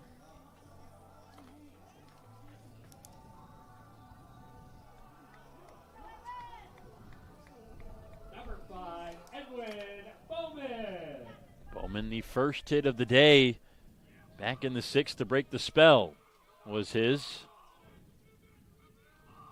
Before Ard, he was the only runner to come across home plate for the Nighthawks. He takes a ball outside to start this at bat. Bowman, second best hitter on the season for UNG, 329 before today. The 1-0, that's low and blocked by Alexander behind the plate. And McCollum has slowly but certainly gotten a little more erratic as the game has gone on. Yeah, the Nighthawks are putting the ball in play. They're finding the spots now.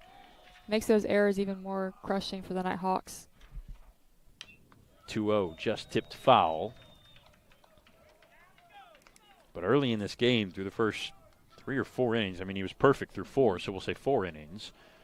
McCollum was just right on the edges, dotting up spots. 2-1, Bowman lifts it to the gap in center, left center that is. Manuel ranging over, but it's going to be Blindstrup calling him off and making the catch. Philip Ard's solo shot makes it 4-2. Cuts the deficit to just 2 runs as we're on to the 8th here on your home for North Georgia Baseball, the Nighthawk Sports Network.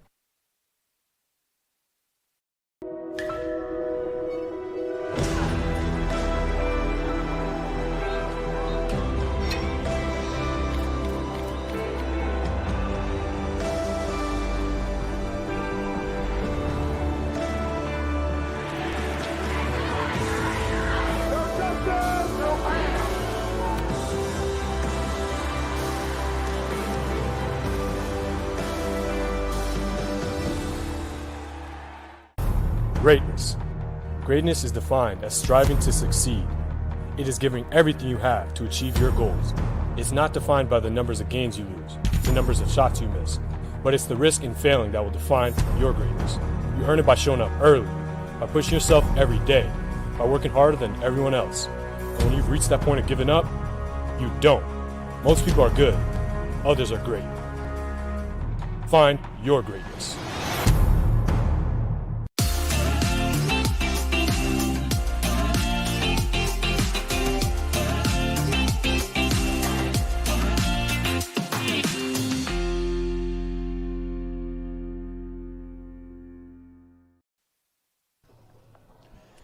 The 8th inning on the Nighthawk Sports Network is brought to you by Rains Grading. Rains Grading and Hauling is a leader in commercial and residential grading and asphalt paving and is a proud member and supporter of North Georgia Baseball. Philip Ard's Dahlonega Fitness Center home run. That Nighthawk home run brought to you and built by the strength from our partners at the Dahlonega Fitness Center. Makes it 4-2 as we're here in the 8th now. 6, 7, 8, Hageman, Manuel, and Lee due up for Southwestern. And Hageman takes the first pitch strike from Dylan Noche, still on the mound. Yeah, a little surprised to see Noche still on the mound. Give up six hits, and those 4 runs all were unearned. With that last pitch below the zone, now over the century mark, 101 pitches for Noche. Curveball, strike 2 called.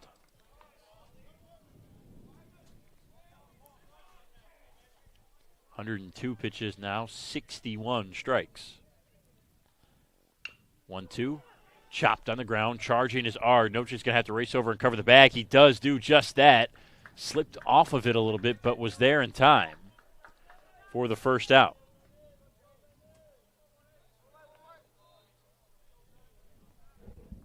So 1 up and 1 down. Now Matthew Manuel.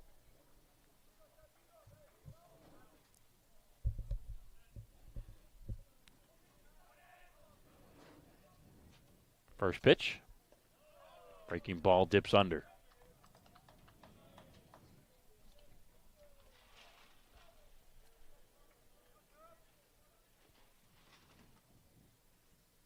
The 1-0 to short. Starling scoops and throws and gets the out.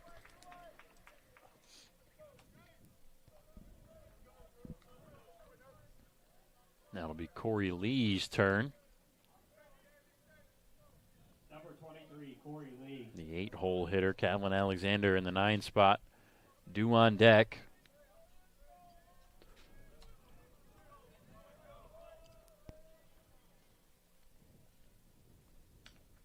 First pitch fouled right back. I think it might have caught Stripling. Appears to be okay. Elsewhere in Nighthawk athletics this weekend, today, the women's tennis team moved to 14-0 with a 7-0 win over Lander. Out into the gap and right. Apata long run, diving. It's under his glove, but Bowman backs him up. Now the throw to second as Lee was racing there, and he gets there in time. Felt like the Nighthawks had a chance to get Lee at second base as he thought he maybe had more than that after Opata's dive. But instead, it's a 2-out double. Yeah, that's just a heads-up hustle play by Lee. Sees the ball getting past Opata, just out of the plate, just taking off to second. Gets himself in scoring position for Alexander. Calvin Alexander, 1 for 2, a single and a walk today. Swings hard at a breaking ball and just missed it. Tipped the top of the barrel and went straight back. Coaches always say when you see a guy foul one straight back to the screen, you know he's just a little bit late, but he's on that pitch. Don't want to go back to that spot if you're Noche.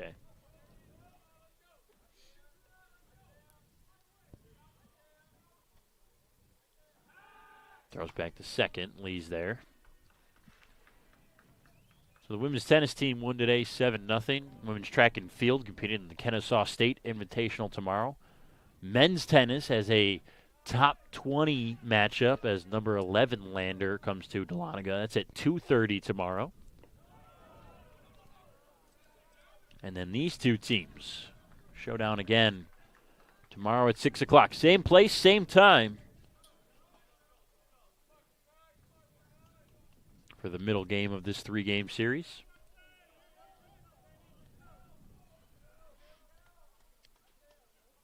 Now 1-1.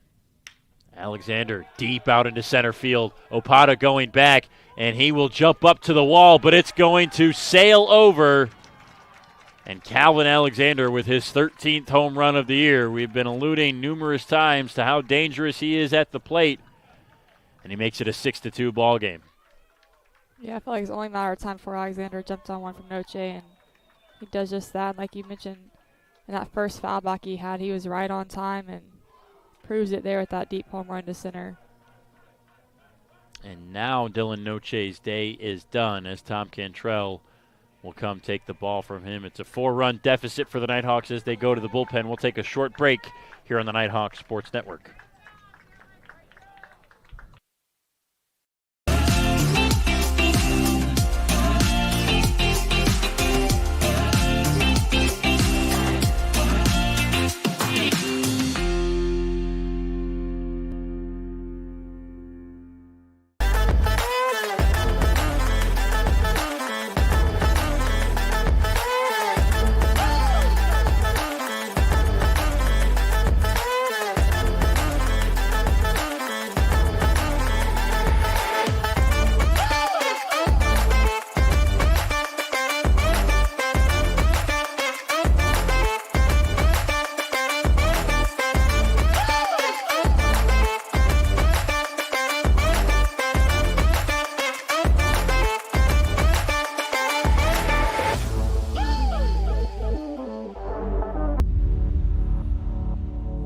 To them, the whole world looks like an opportunity, one to be seized, built upon, and made better for their sport and the people around it. To student athletes, every opportunity is a chance to change what could be and show the world what opportunity can do.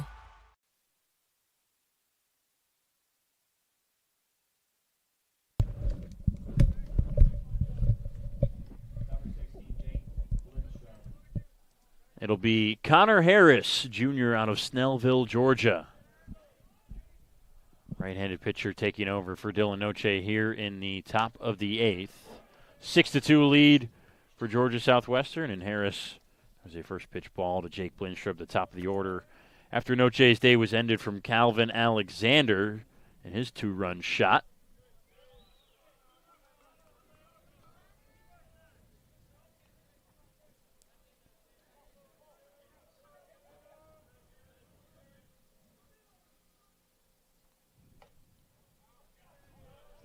And 3 balls, no strikes against Blinstrup.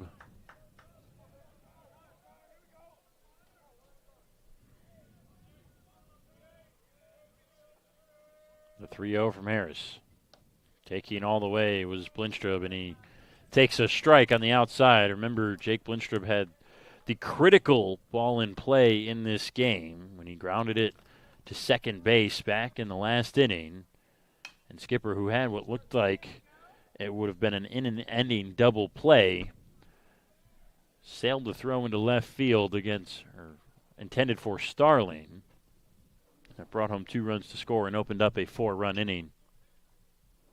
Yeah, if Skipper's able to field that, throw that cleanly, this game would look completely different. Nighthawks would most likely have the lead here late in this game, but that error changed the complex of this game.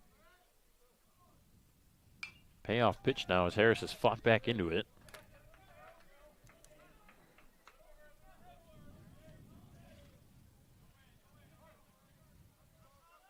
Harris, 7 appearances this year. All of them have been in relief.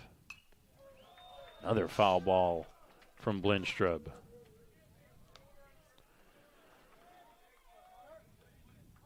A 3.72 ERA, only totaling 9 2/3 innings for Connor Harris. Payoff one more time, and another foul ball one more time.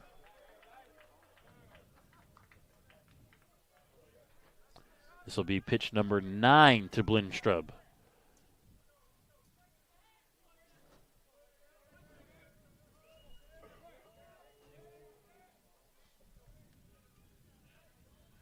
Here it is.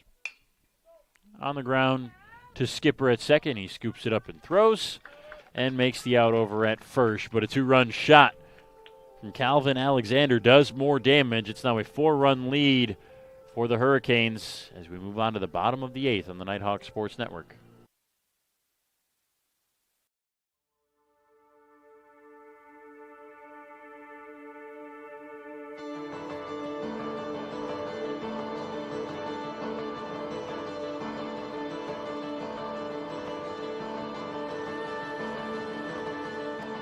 Here in Dahlonega, we treasure our history. We treasure our waterfalls. We treasure our wine. But most of all, we treasure our guests.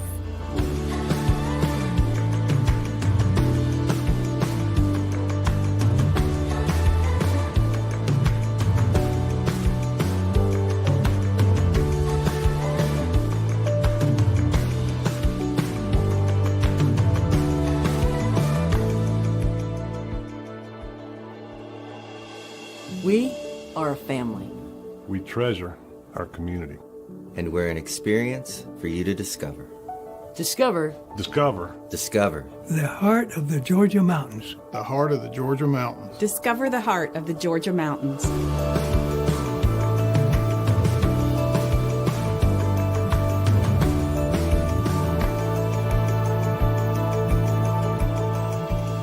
The mountains are open.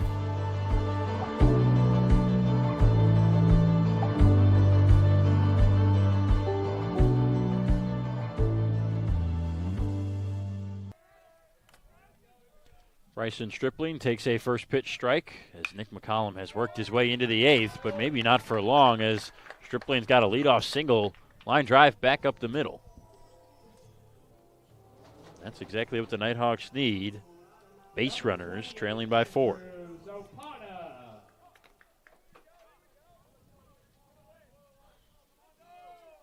The Hurricanes do have some action out there in the bullpen. McCollum giving up a few hits here in this last 3 innings. McCollum went 5 innings without a hit. In the 2 since, he's allowed 4, which includes his first home run of the season given up to Philip Ard to lead off the 7th. Opata takes the 0-1 low. Ball and a strike. Sorry, since the 5th, he's given up 5 with Stripling's leadoff single.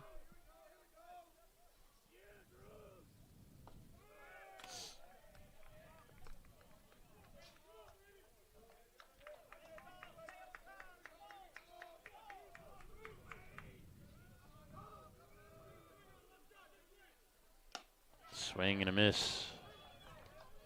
2 balls and 2 strikes now on Opata. If you're just joining us, both teams were scoreless until the 5th inning. In the 6th, the Nighthawks got the first run of the game. 2-2 down the right field line, but foul. After Edwin Bowman got the first hit of the game to break up the no-hit bid for Nick McCollum. He was brought around a single and a sac fly later as his was a double down the third base line. On the 2-2, Opata fights it off foul again. Georgia Southwestern responded with 4 runs in the top of the 7th. 2 errors in the inning for the Nighthawks. One from the second baseman, Brady Skipper, that scored 2 runs. Another from the right fielder, Edwin Bowman, that scored 2 runs. Ball 3 just under the strike zone. Long at bat for Opata. Stripling over at first. Nobody out. The payoff. Strike 3 called on the black on the outside. Andrews Opata sent back to the dugout on McCollum's 4th K of the game. Number 9, Brady Skipper. 4 strikeouts today for Nick McCollum. 3 of them have been looking. First pitch to Skipper is a curveball in for a strike. So thus far in our recap, it's 4-1 Georgia Southwestern. Then the Nighthawks got another run, a lone one in the 7th, thanks to the solo shot from Philip Ard, leading things off in the top of the 7th. But then Georgia Southwestern, their own home run from their home run leader, Calvin Alexander, a 2-run blast to just left of center field. Made it where we are now, 6-2.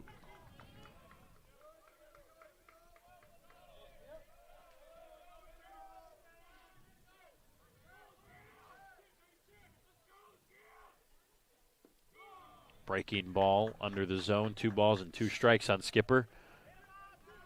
Still looking to reach for the first time today.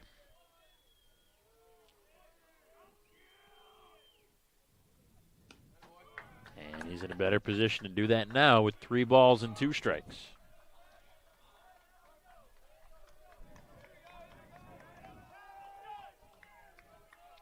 Second full count this inning. Chop to third. Scooping and making the play is Davis. Throws to first. And gets Skipper by a step.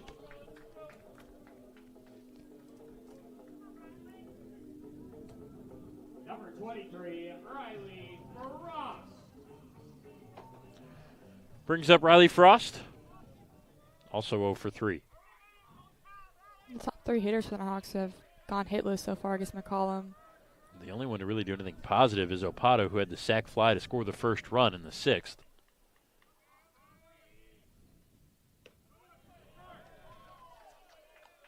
Other than that, it's a combined 0 for 11 for the 1, 2, and 3 hitters in Tom Cantrell's lineup tonight. And that's definitely not what you want from your top 3 hitters. They should be the ones that are getting on base and making things happen. So far this season, these 3 have, particularly of late, too. Frost, Skipper, Opata have all been very good. Frost, especially even in the losing streak. I think it's credit to Nick McCollum for how good he's been today, that 0 for 11 stat exists.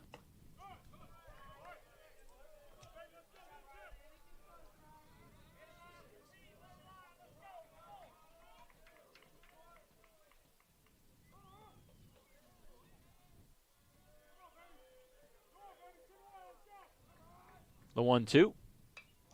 Tipped foul by Frost. And McCollum is on to his 4th time through the order. We saw what the 2nd and 3rd time through did to Noche and the damage done on the scoreboard. Nighthawks looking to do the same. Good stop by Alexander behind the dish. And in front of that one, bouncing into the left-handed batter's box. It's now 2-2. I think McCollum would much rather get Frost out here, get the 3rd out, than have to face Ard with 2 runners on.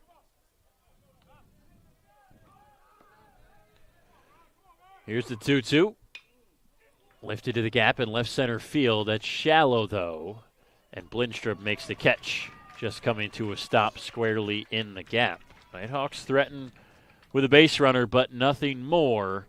And it's still 6-2 in favor of Georgia Southwestern here at the Nighthawk Sports Network.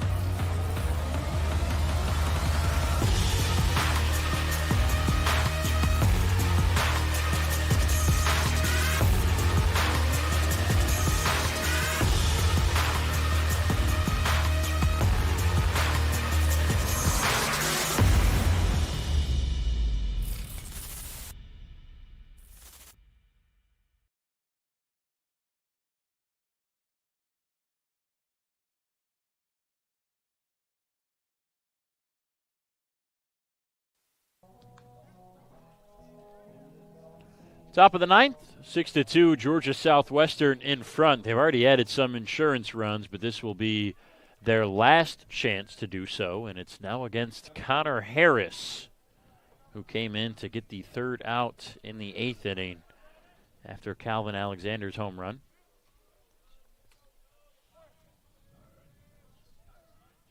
Harris, as we mentioned,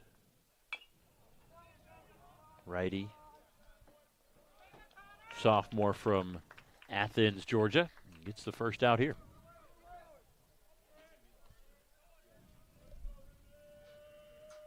Number 6, Brant Dearman.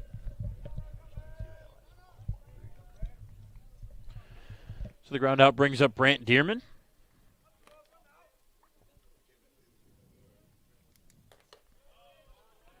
Dearman, a single in the 4th that didn't do any damage. Caught out on a line out on the next play.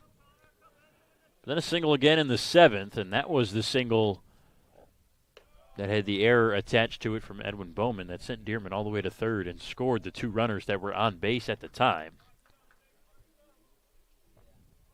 Yeah, he's been a big hitter today for the Hurricanes. 3 RBIs, 2 for 4.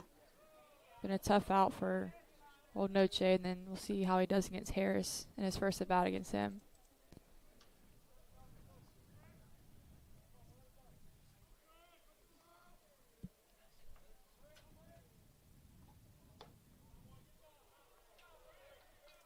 Noche's line finished 7 2/3, 6 hits, 6 runs, 4 walks, and 2 strikeouts. As Dearman takes a walk here. Number 32, Noah Roberts.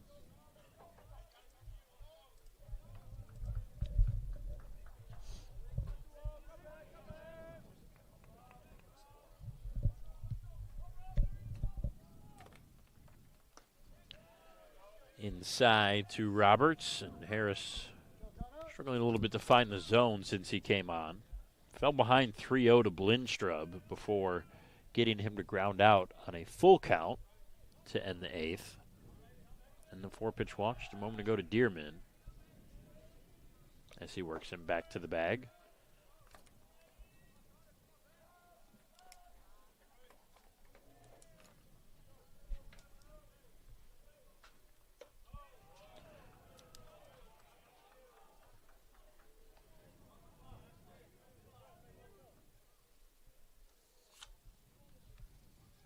Tom Cantrell's going to come out of the dugout here and have a conversation with his entire infield.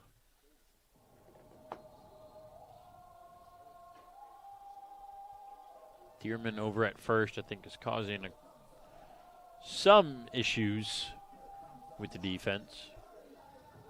Dearman 4 stolen bases this year, but he's also been caught 3 times, so not a huge threat. They do have players on their team that have stolen more than Dearman. Yeah, and I actually going to have to send someone to the bullpen. Looked like it was number 30. Wouldn't expect a change here in the top of the 9th, but if Harris is struggling with those strikes, they may have to make a change. Get the final 2 outs. That would be Nick Randall, freshman from Toccoa, Georgia. I feel like at this point it's probably not worth saying Georgia after whatever city we name that a UNG player is from, because they're all from Georgia. Yeah. Every single one on the roster Yeah. is from the state of Georgia. Just goes to show the depth and talent here in the state of Georgia. And the recruiting pool that Tom Cantrell has in such a talented baseball state. Yeah, been here a long time. Knows these schools, knows these coaches. This season number 25 for Cantrell.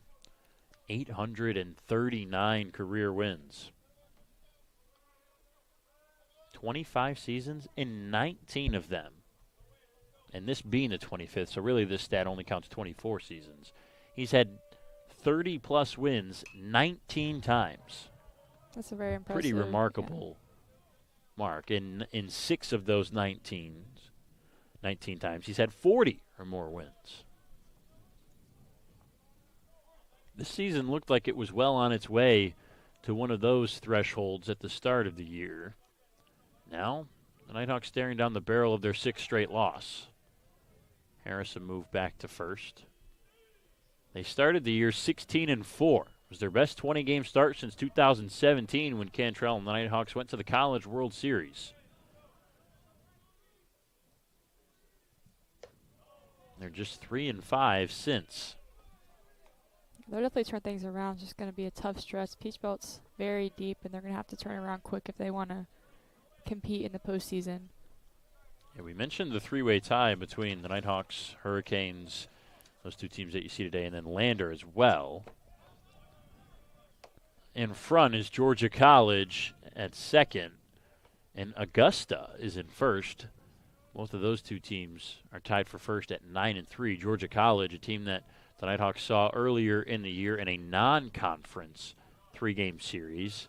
They lost 2 of those, won the other. But those not counting towards conference standings. Runner goes on the 3-2, throw it on to second, swing and a miss, strike him out, throw him out. How about the gun from Bryson Stripling behind the dish? The base runner does no damage to Connor Harris, and the Nighthawks have their last chance for a comeback. Strap in, it's the bottom of the 9th on the Nighthawk Sports Network. I'm here. You've got a lot of reasons to be here. That's why we're here at Georgia Heart Institute, where advanced heart attack treatments save more hearts than anywhere in Georgia. My baby girl is home. Georgia Heart Institute. All right, Joyride Beads. I hear if you run long enough, you get something called a runner's high, which sounds like something I really enjoy. Let's do this. Okay, so far so good. Mama Lake? What? Still no high, though. Hi. Hey. Oh, my God. There it was. My first runner's high. Well, better quit while I'm ahead.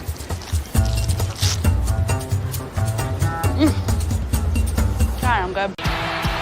The road to national championships runs through NCAA.com. And whether you follow one college team or all of them, it's never been easier to get the content you want with NCAA.com, the home of college sports.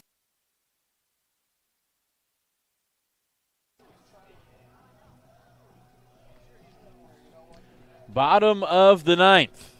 4-run deficit, last chance for the Nighthawks to come back in this game. It will no longer be against Nick McCollum, who was tremendous today against the Nighthawks. He was perfect through the first 4 innings, hitless through the first 5.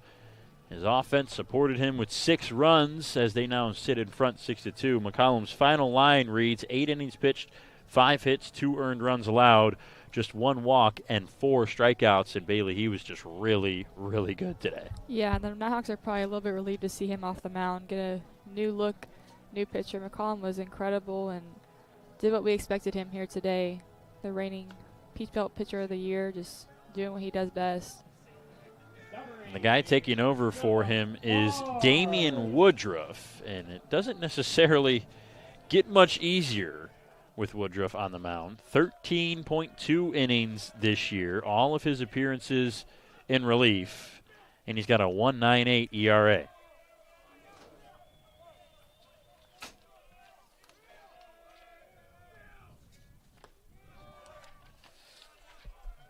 Ard takes a first pitch ball. It'll be Ard, Arispero, and Starling, 4, 5, and 6 to try to get the comeback started.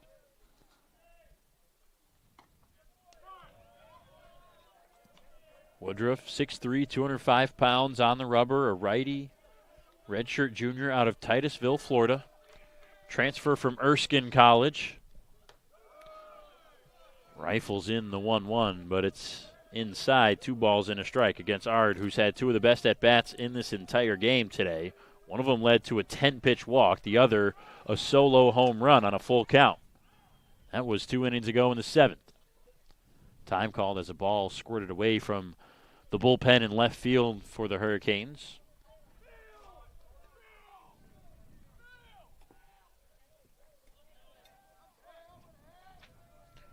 Ard waits on the 2-1. Woodruff fires. Ard fouls it right back. Mentioned that earlier, directly back to the screen. Just a little bit late, but he's on that pitch.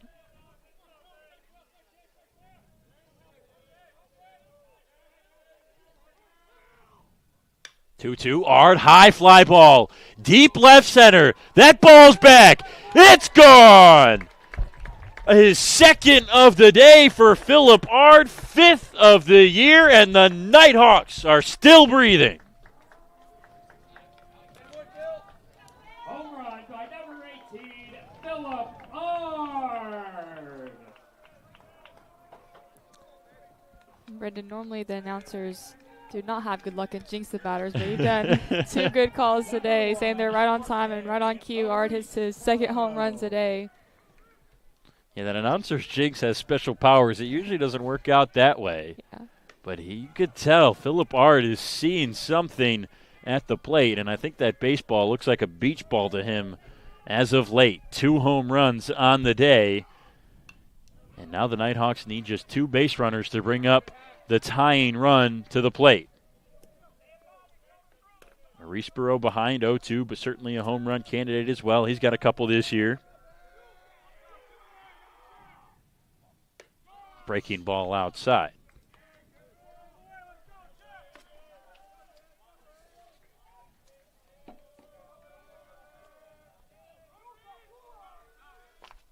One, 2, and that's lined into left. That'll drop for a base hit. Arispero racing around first, takes a big turn, and will go back to the first base bag. The first 2 with hits in the bottom of the 9th. A home run from Ard and Arispero. Over there at first, moves it on to Luke Starling. I like seeing this from the Nighthawks. A lot of times teams, 5-game losing streak, they're down by 4 runs in the bottom of the 9th.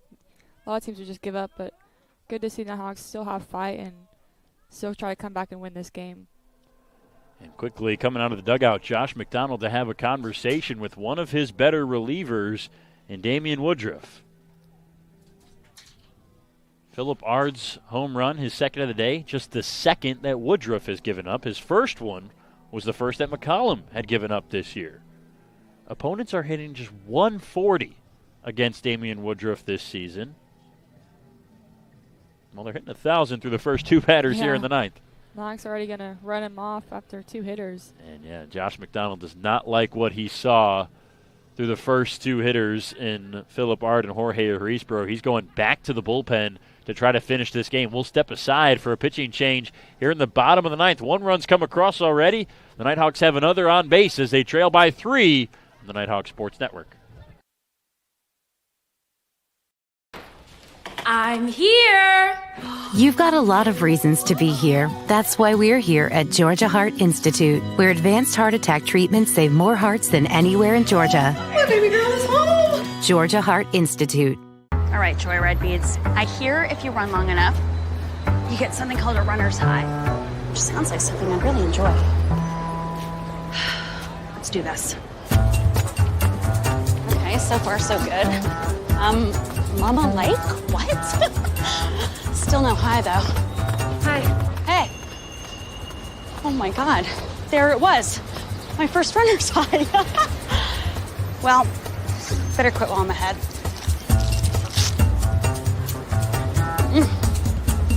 God, I'm good. The road to national championships runs through NCAA.com. And whether you follow one college team or all of them, it's never been easier to get the content you want with NCAA.com, the home of college sports. Enter Sandman playing during the pitching change here at Bob Stein Stadium, and enter drama here into the bottom of the ninth. Out of the bullpen and quickly throwing a strike is Colby Gordon for the Hurricanes, and Josh McDonald probably didn't expect to use 2 relievers today after the way the pitching started with Nick McCollum. Woodruff has been great this season, but a home run and a base hit in his first 2 batters, and McDonald not going to take the risk of losing this 4-run lead. It's down to 3 as it's 1-1, and Arisbro over at first. Starling takes strike 2.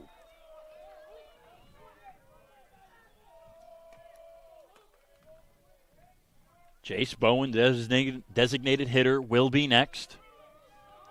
Starling waves the bat a couple times, swings and hits it on the ground to the left side. That's a tough diving play and off the glove of Hartsfield. 3 consecutive hits for the Nighthawks in the bottom of the ninth. And now the tying run, Bailey, stands at home plate. Definitely in for an exciting finish. So no outs here for the Nighthawks in the bottom of the ninth. See if they can capitalize on that and win this game. Seem very unlikely to start the bottom of the ninth. Jace Bowen, just 1 extra base hit this season. It was a triple earlier in the year. Getting a start today as Tom Cantrell has mixed him into the lineup as a young sophomore here and there.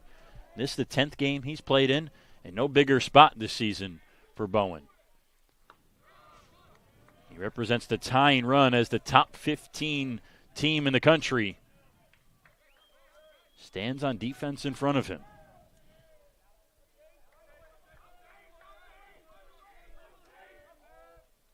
1-1. That's lined to right through. Base hit. Arisbro gets the stop sign. Tom Cantrell is going to play station to station. The winning run is at home plate with nobody out in the ninth. Home run, single, with their backs against the wall in the ninth inning for the Nighthawks.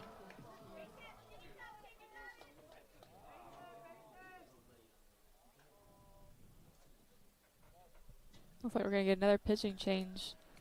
Either a change or a visit. This is going to be a change. Josh McDonald, 2 batters at a time.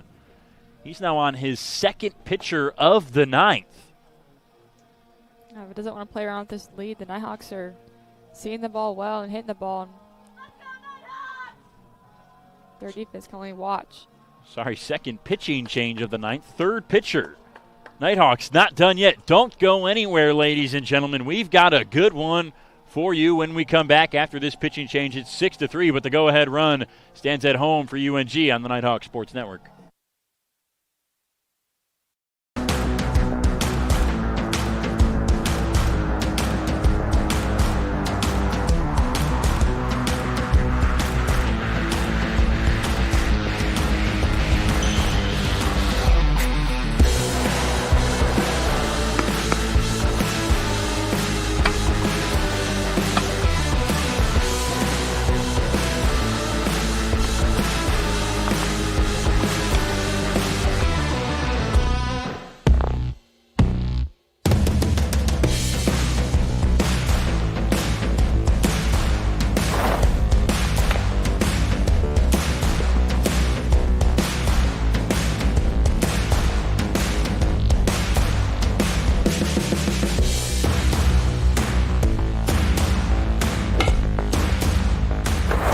Northeast Georgia Health System is a proud supporter of North Georgia Nighthawk Athletics.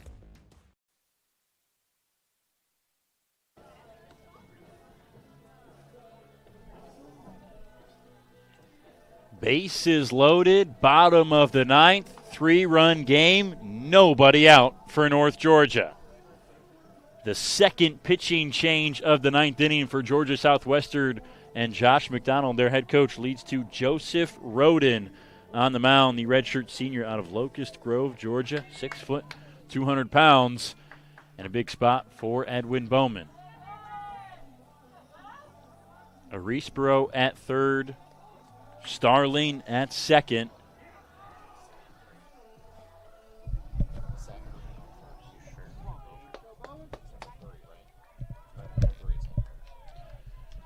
And Zach Green, a pinch runner for Jace Bowen, over at first. First pitch to Bowman, a ball up above the zone from Roden. Bowman, the winning run at the plate, 1 home run this season for him. Does have 5 doubles. The 1-0. 2 balls, no strikes.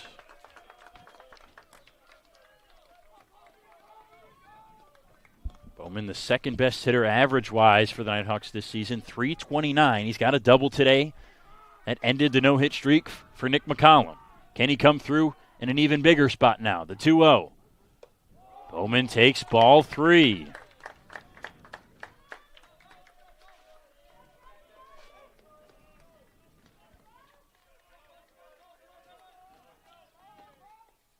Bowman waves the bat, waggles it over his shoulder as he comes set. Roden from the belt. Ball 4. Bowman walks with the bases loaded, and now the tying run's in scoring position. Zach Green at second base. They're still loaded with nobody out for Bryson Stripling. I know Coach McDonald could not believe this, how this ninth inning is going right now. And now a pinch hitter. Stripling will sit down, and Kyle Robich, the freshman catcher, stepping up to the plate.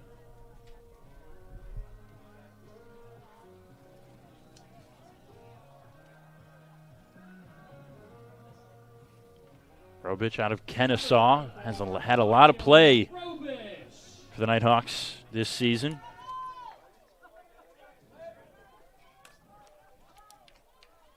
Been a very important piece to their success so far this year. Can he be a piece in this game? First pitch, curveball, and Roden finally throws a strike, his first since coming on to face Bowman. The third pitcher for Southwestern here in the ninth. The 0-1. In the dirt, ball 1. This would be quite a way to end a 5-game losing streak if you're the Nighthawks. And in the middle of the at-bat, Tom Cantrell is going to call time and get a pinch runner for Edwin Bowman. Taking his place is Josh Sosa, junior from Snellville.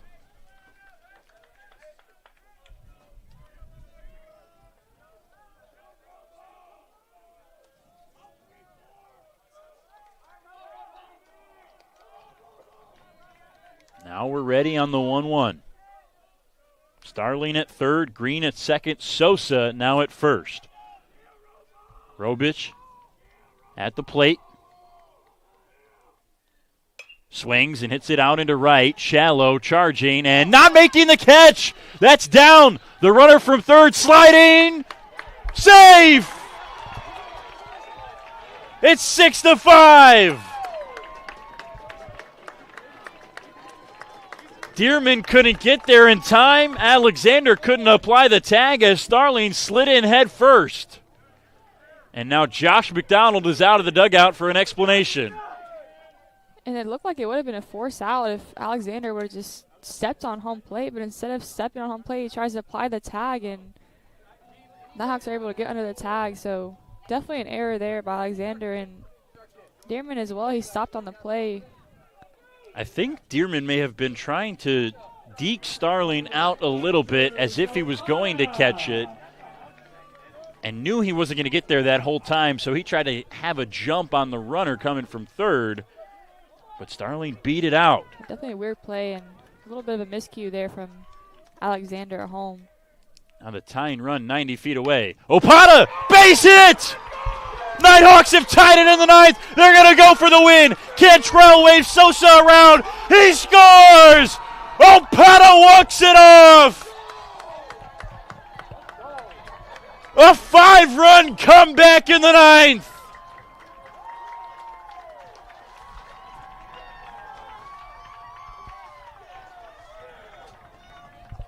And the streak is over. Your final score from Bob Stein Stadium at Lynn Control Park. North Georgia 7, Georgia Southwestern 6. The number 15 team in the country goes down. Bailey, what a ninth inning comeback for the Nighthawks. What an awesome game. I mean, coming in this ninth inning, I was thinking we're dead in the water. There's no chance, but what an inning from the Nighthawks. They just 0 outs that inning. They just put the ball in play and made things happen and come back and win this game 7-6. What an awesome finish for them and ends the losing streak and gives them so much momentum heading into tomorrow.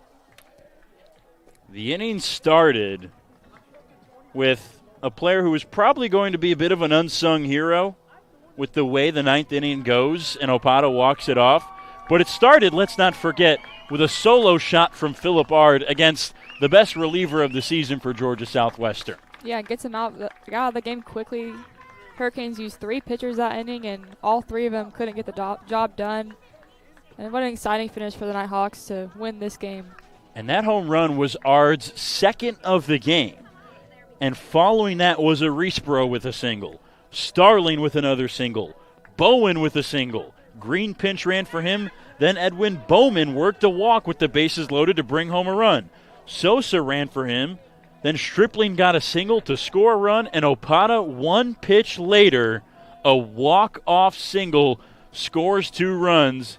Green and Sosa to win the game for the Nighthawks 7-6 in thrilling fashion.